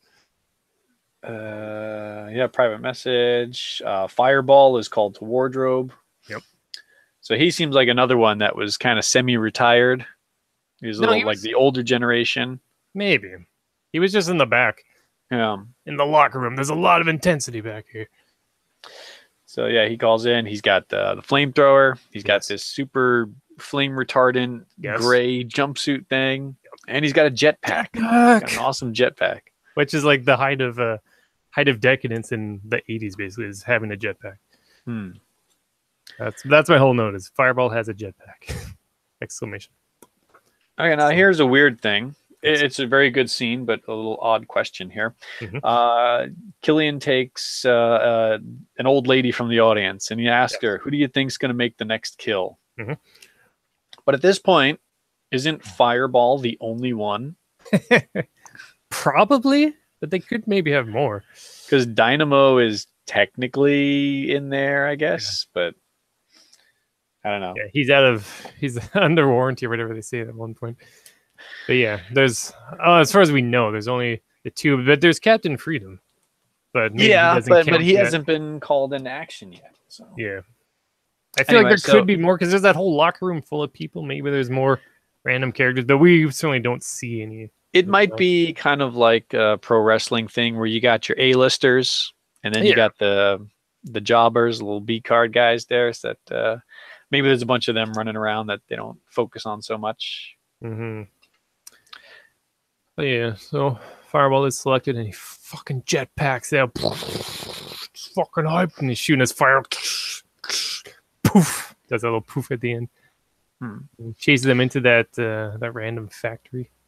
Oh, there's also the fact that when asked who's going to make the next kill, she says, "I think Ben Richards is going to make the next kill." He's one mean motherfucker. So yeah, that's the official turning point, and the people in the streets start betting on Richards now. It was all about the stalkers, but now people are cheering for him. Yeah. So yeah, he's chasing them around. They get split up again. Yes. And now Amanda, she finds Whitman, Price, and Haddad, who were previously listed as being three winners that escaped off to tropical islands. They won. They were winners of the Running Man, but she finds their charred remains down there in the locker room. And the only way she knows it's them is that she pulls these dog tags on each of them. Which Arnold and the current Running Men, they do not have dog tags. They have their names on their suits, which of earlier course season burnt off. So yeah, maybe in earlier season they had that. But they could have kept it consistent. Now, do you feel like they were killed by stalkers? It kind of feels like they were just there and they starved to death because they were. I don't know what it was. I think it could have been they were charred and they were in Fireball's territory. So maybe he had taken them out. Yeah. Or maybe they. I don't know. Yeah. Well, it doesn't matter. Basically, it was just more fake news. Fake news. They took these guys and they wanted to make it look like it's possible to win. So. She's like, they're last season's winners. And he's like, no, last season's losers. Right. And this is where Arnie comes down from the sky, kind of like he did in the shed in Commando. He's hiding up in the rafters somehow. That's a good place to hide. Damn. You'd never think to look for him, because there's all those places to hide on the ceiling of a locker room, Yeah, weird buildings. So he pulls Fireball's gas line. He's got this big tank on his back, and immediately he has to say, "Oh no, my gas line! My gas line! Oh no!" Like, and he's just fumbling around. Why can't I fly? I guess he's trying to jetpack out of the way or something. So yeah, he falls down, and I guess. He's got the exposed fuel line, and Arnie had picked up a flare a little bit earlier. What's the line? I don't have it. How about a light? Oh, that's a good one too. Torches him, boom. But then also on the way out, he adds, "What a hothead." Yes. Those are good. They don't get. He doesn't like the close up for it though. They're kind of just thrown in as a bonus. Yeah, they were not skimping on the one-liners in this movie. They peppered them in heavily. Captain Freedom called the wardrobe. Robo Captain Freedom now. Yeah, and he hates it because apparently they want him to wear this weird gimmicky armor. Yeah, he needs the new gimmick, the new hotness. And he just complains about how back in his day he did it with his bare hands. And oh yeah. He was a man's man, but he refuses to participate. So that's kind of the official end of his character. He storms off, and then that's it. Well, he still kills people, just not the ones they need him to kill. because they didn't want to lose him in the same way. So that's right. It's not all. Yeah, okay. They gave him that random like kill arena. Yeah, I always kept having that if it's actual or if it was all like a CG thing. But I think that still happened. I think he still. It did happen. It did. Yeah. But they found just random scrubs. I swear that woman might have just been one of the dancers, maybe. Like, she doesn't last very long at all. Yeah, so they have no intention of sending him down into the actual pit just to get killed. So they fake it where they're going to take him and some body doubles, and then they're going to mask their faces onto them. Because, you know, technology, 2019 technology, it's totally possible. They paid a fortune for this software. It better work. Awesome. Yeah, so digital map tracking, they called it. Excellent. But meanwhile, the real survivors now, surprise, are in mixed random base. Hey, that's convenient. Thought they were in like an LA slum, but nope, they've got a base there now too. That's where I kind of don't like that, because it's just like it's just super huge. The whole ending, everything that happens from here on out is just, we got to wrap up this movie. Yeah. So yeah, according to the rest of the world, they think that Richards and Amber are dead because very brutally, Captain Freedom like snaps her neck, throws her over a fence, impales Arnie onto a wall of spikes. It's really graphic. Very Mortal Kombat. Yeah. So they're just wrapping up the show. They're giving out more prizes and say, tune in next week. I guess we're going to have one stalker. Yeah. Now they got to have more. Especially in that future. I'm sure there's plenty of people. But at this point, Arnie's with the Resistance, and they're just going to storm the gates. They got the code. They changed their clothes. He's got on like the Commando gear now. He's got a cigar again.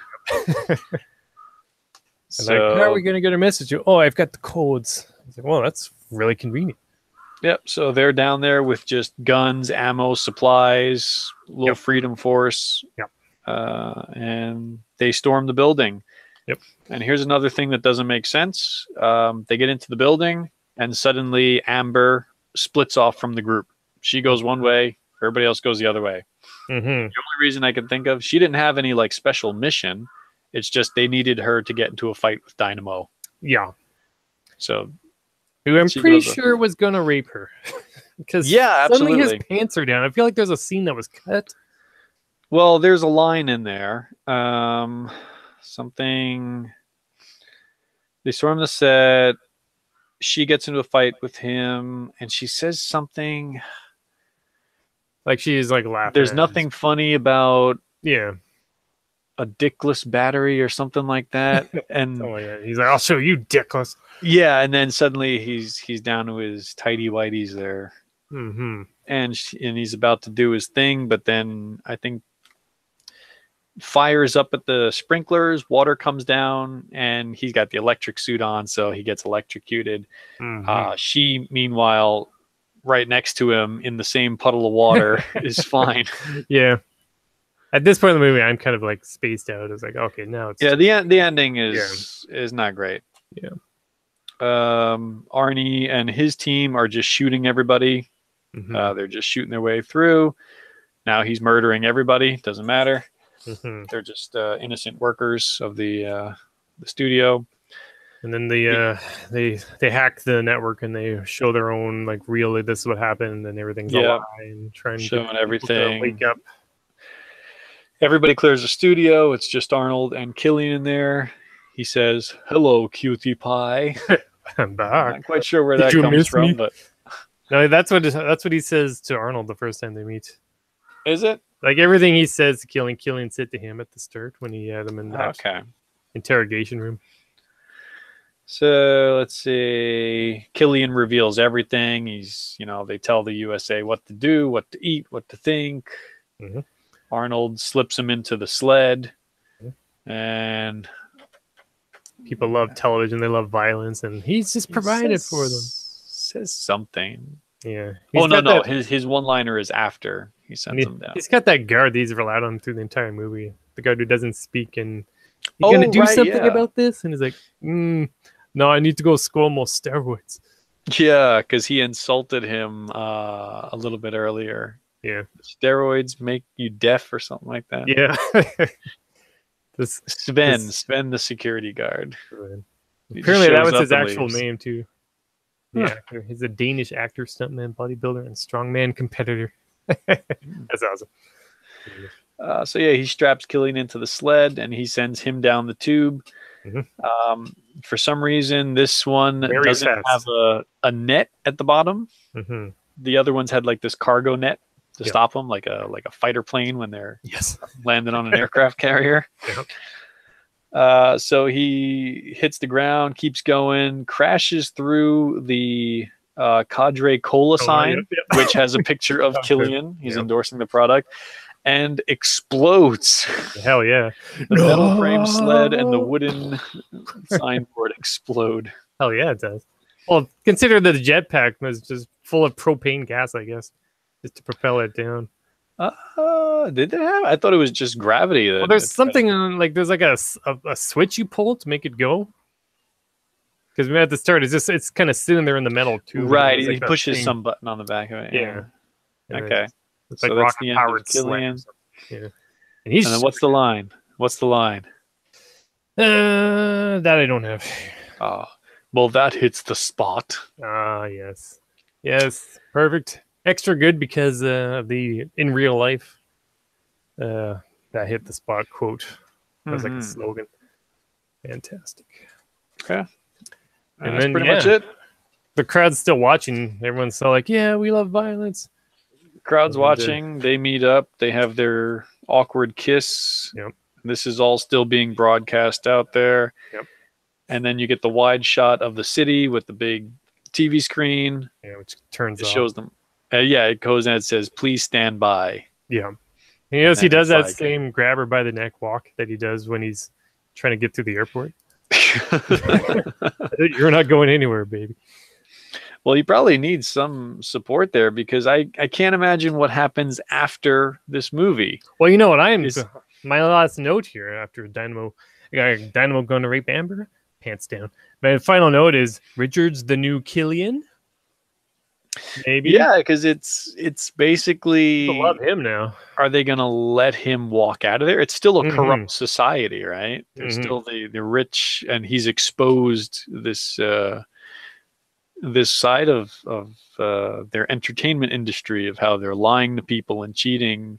And so I imagine there's going to be some upset from the higher ups. Yeah, like all the freedom fighters just kind of disappear. Like they got their fake or their broadcast out and all that, but like, did anything really get accomplished? I don't know. Yeah, it could be they're going to offer him a lot of money. He's like, hey, you want to host the show now? Yeah, like which he'll reject. It's still like a war state. I'm sure all the cops are there. Yeah, making it to the scene. They got RoboCop on the way. They got Ed 209 on the way. They're going to shoot all these freedom fighters. Like, where do they go? But yeah, you don't have to worry about that because the movie's over. Yeah, cut the credits. Which, yeah, I definitely like Running Man more than Commando. I think there's a lot more fun in there. It's got so many loose ends and plot holes that it's hard to say it's really good, but it is entertaining.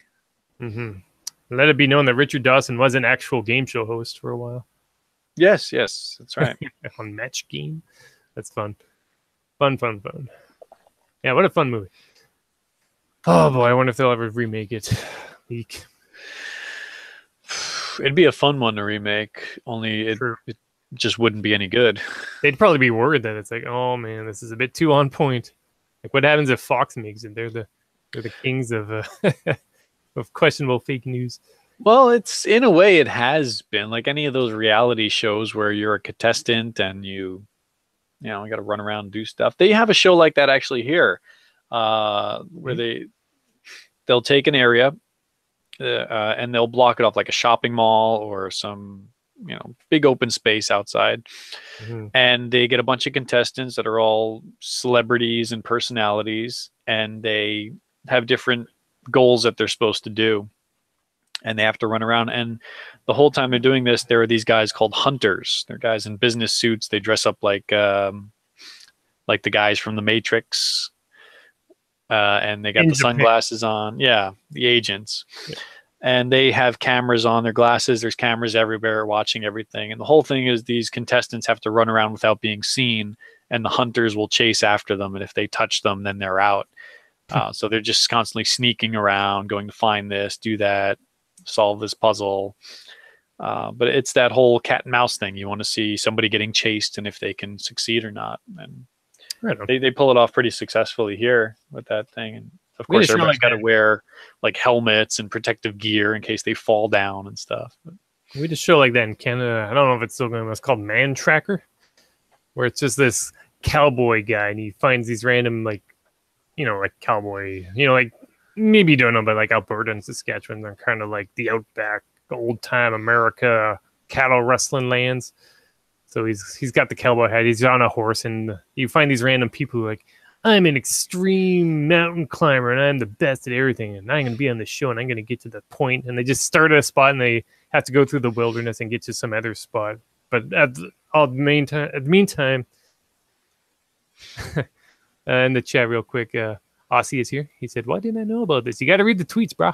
And start to continue is still here. He says, I love the game show, Slippery Stairs.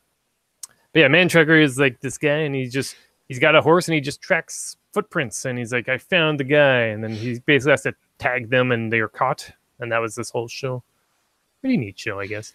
Yeah, those reality shows, I found them fun for, I don't know, that first Survivor show that came out, and then it was like Big Brother. I was like, this is kind of interesting, and then there was like a new one every week, and I could never keep up with it. There was an interesting one that I heard of. I didn't really see. I just saw clips of it called Top Shot, I think it was, where it was like a shooting competition, whereas people who were skilled with all different weapons, one person was really good with a revolver, one person was good with a rifle, and they gave them targets, like target things. And they said, all right, here's your challenge. They give somebody a weapon. They have a little time to get comfortable with it, to get used to it. And then it's like, okay, you got to shoot a bow and arrow and hit this target, or you got to, you got a sniper rifle and you got to hit this. That seemed kind of fun. Yes. Guns, guns, guns. Yes. Bill says Man Tracker was fake. I don't know. That's the thing about these reality shows, is there's always a camera following the people, so it's never going to be that real. Hey, Bill knows fake news. Yeah, there you go. He's the TV guy. He tells me that Slippery Stairs has a bunch of contestants try to ascend lubed up stairs. Well, that's exactly what it sounds like. Yeah, and Bill agrees, though. It's like, yeah, you can probably see that there's a camera crew following the people. Yeah, anyways. So, yeah, two pretty fun Arnold Schwarzenegger movies. Commando, I mean, watch it if you like. Running Man, though, it's definitely a lot more fun, especially nowadays with the way the world is. You can draw a lot of parallels between what's happening there and how they predicted the future and how it is now, and they're hitting a lot of points. Yeah, the fake news. I do like your theory that it could exist in the same world as RoboCop and other films of the like. Even Dynamo's little car kind of reminds me of that fake car in RoboCop. Yeah. The one where it's like parts are falling off, and there's one scene in RoboCop where you see that car and like parts are falling off it because it's just like parts that they just attach to a real car. Yeah, it'd be great if Arnold could somehow coexist as Ben Richards and Kincaid from Total Recall. Quaid. Yeah, that's a lot for one man to go through in one life, though. And then there's that song band called The Restless Heart. Hit it from the highest, something. And that just brings you right back to the 80s. So it's like all in 2019. Yeah, this is a random song. Those flash dancers. Apparently, there was a video game based on the film for the MSX, ZX Spectrum, Commodore 64, Amstrad C, PC, Amiga, and Atari ST. Really? But of course, when I think of Running Man video games, I think of Smash TV, which is very much the same idea. Except they get guns in that. This actually reminds me of the Home Alone NES game. Wow. Where you pick up little traps, and basically you're just running around the house trying to avoid the two bandits, and you drop things. Right, bandits. Even Spy versus Spy. I don't know if you played that. Similar idea. Yeah, I liked Spy versus Spy when I was younger. I tried playing it fairly recently, and good song, but it's better be good because you hear it just that one song. Yeah. No, that's Back to the Future. Yes.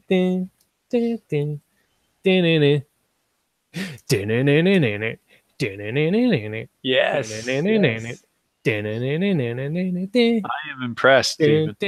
And that's the whole song. And it'll get stuck in your head for all time. Okay. Yeah, Running Man would make a pretty interesting game if they made a modern version of it where you just got to run around and. Well, in a way, these battle royale games that are all over the place are kind of along those lines. Just like be the last person alive kind of games. Yeah, Smash TV as well. Just that kind of game show. Absolutely. Running and totally Running Man, yeah. Yeah. Except those people, I think, want to be there because it's the contestants who are winning the prizes. Yeah. Big money. Yeah. Big prizes. I love it. Richard. Good times. Cool. Well, hey, this has been a long episode of the CAPMAX MovieCast, so I think it's time we wind things down a bit. I still need to buy shoes after this. Oh, I hate buying shoes. But hey, so that was our two movie discussion. We talked about some other movies we watched before that. We mentioned briefly Godfather and Coco. We gave a shout out to other podcasts such as Retro Fandango or even STC Pod. And we went over Commando. We went over The Running Man. Great movies. Check them out. Hopefully we didn't... Well, if you listen to this episode, really, you've seen the movies. Even if you haven't seen them, you don't really need to. No, they're great. Although Running Man is a fun watch. Mm-hmm. All right. So it is now our official end of the show where we'll just give a quick shout out to any movies you're looking forward to watching next. And you can give a quick, once again, pimp your podcast, whatever. And that'll be it. So any movies you're looking forward to watching next? You know, I got a ton of stuff on my backlog, and the stuff that keeps coming to mind first, I still haven't seen Wonder Woman. I still haven't seen any of those X-Men, the new generation-y movies, or Apocalypse, or like any of those things. I'm always kind of curious about those. I haven't seen Logan. That was pretty cool. And some older stuff I got sitting here. I did pick up Braveheart and Gladiator, and I still want to sit down and watch those, but they seem to be very long movies, so that's why I never get to them. Fair enough. In terms of new movies, I'm very happy to hear that it sounds like we might finally get another Bill and Ted movie. Yes, that's true. Although I'm in 50-50 on it. Like, yes, I want it, but at the same time, I don't want them to screw it up. So, well, you know, they might now be as old as they were in the future selves that were like rock experts. Well, the ones that come back with like their babies and the wives and all that. Yeah. Well, I don't know. I'm interested, but I'm also. I just hope hesitant. They go to space. I want them to go to Station's home planet. Well, they have to do something different, right? Because they did time travel, then they did the afterlife. Yes. So it kind of makes sense that they would gotta go to space. Get some other thing. Yeah, go to outer space, do some other kind of outer worldly thing for them to do, and still kind of incorporate some of the earlier elements, but give them a new adventure. No doubt. And not a movie, but you did turn my attention onto this RoboCop figure that's coming out down the line, like really big RoboCop figure. And I've forgotten the name of the manufacturer and all that, but I am going to keep my eyes open. Are they those little ones, or is this a bigger one? Yeah, it was like a big one. You can change the head around, and you showed me one that was for RoboCop 2. But I saw it in a magazine not too long ago where the original one, the first RoboCop, I don't think even that has come out yet. It's due out later this year. So that's cool. That's something that it's in the back of my head. Nice. Yeah, I showed you those chibi size ones where they're just like little desktop figurines, and there's like an Ed 209 and a Kane, and even that stupid Japanese android guy from the third movie. Right, yeah. And anything like big bobblehead kind of stuff didn't really appeal to me. I like the proper dimensions. Boy, you in the wrong place. Yeah, tell me about it. This white guy. That's why I don't buy so much. Yeah, well, that's for the best. Like I said, like I don't know how I'll never have enough for Japan. I think the secret is to not want to just buy stuff, but to do stuff too. Like, remember when Darren went to Japan? Like, it seemed like he did a bunch of cool stuff, and that's probably the best way to do it. At the same time, I feel like I could go there for a week and just be in Akihabara or whatever and just look at stuff. I should probably do stuff, but if you like looking at stuff, it's great. Mm-hmm. I like just got to curb the buying stuff. If you know how long you're going to be here, spend a day just looking at stuff. Don't buy anything yet.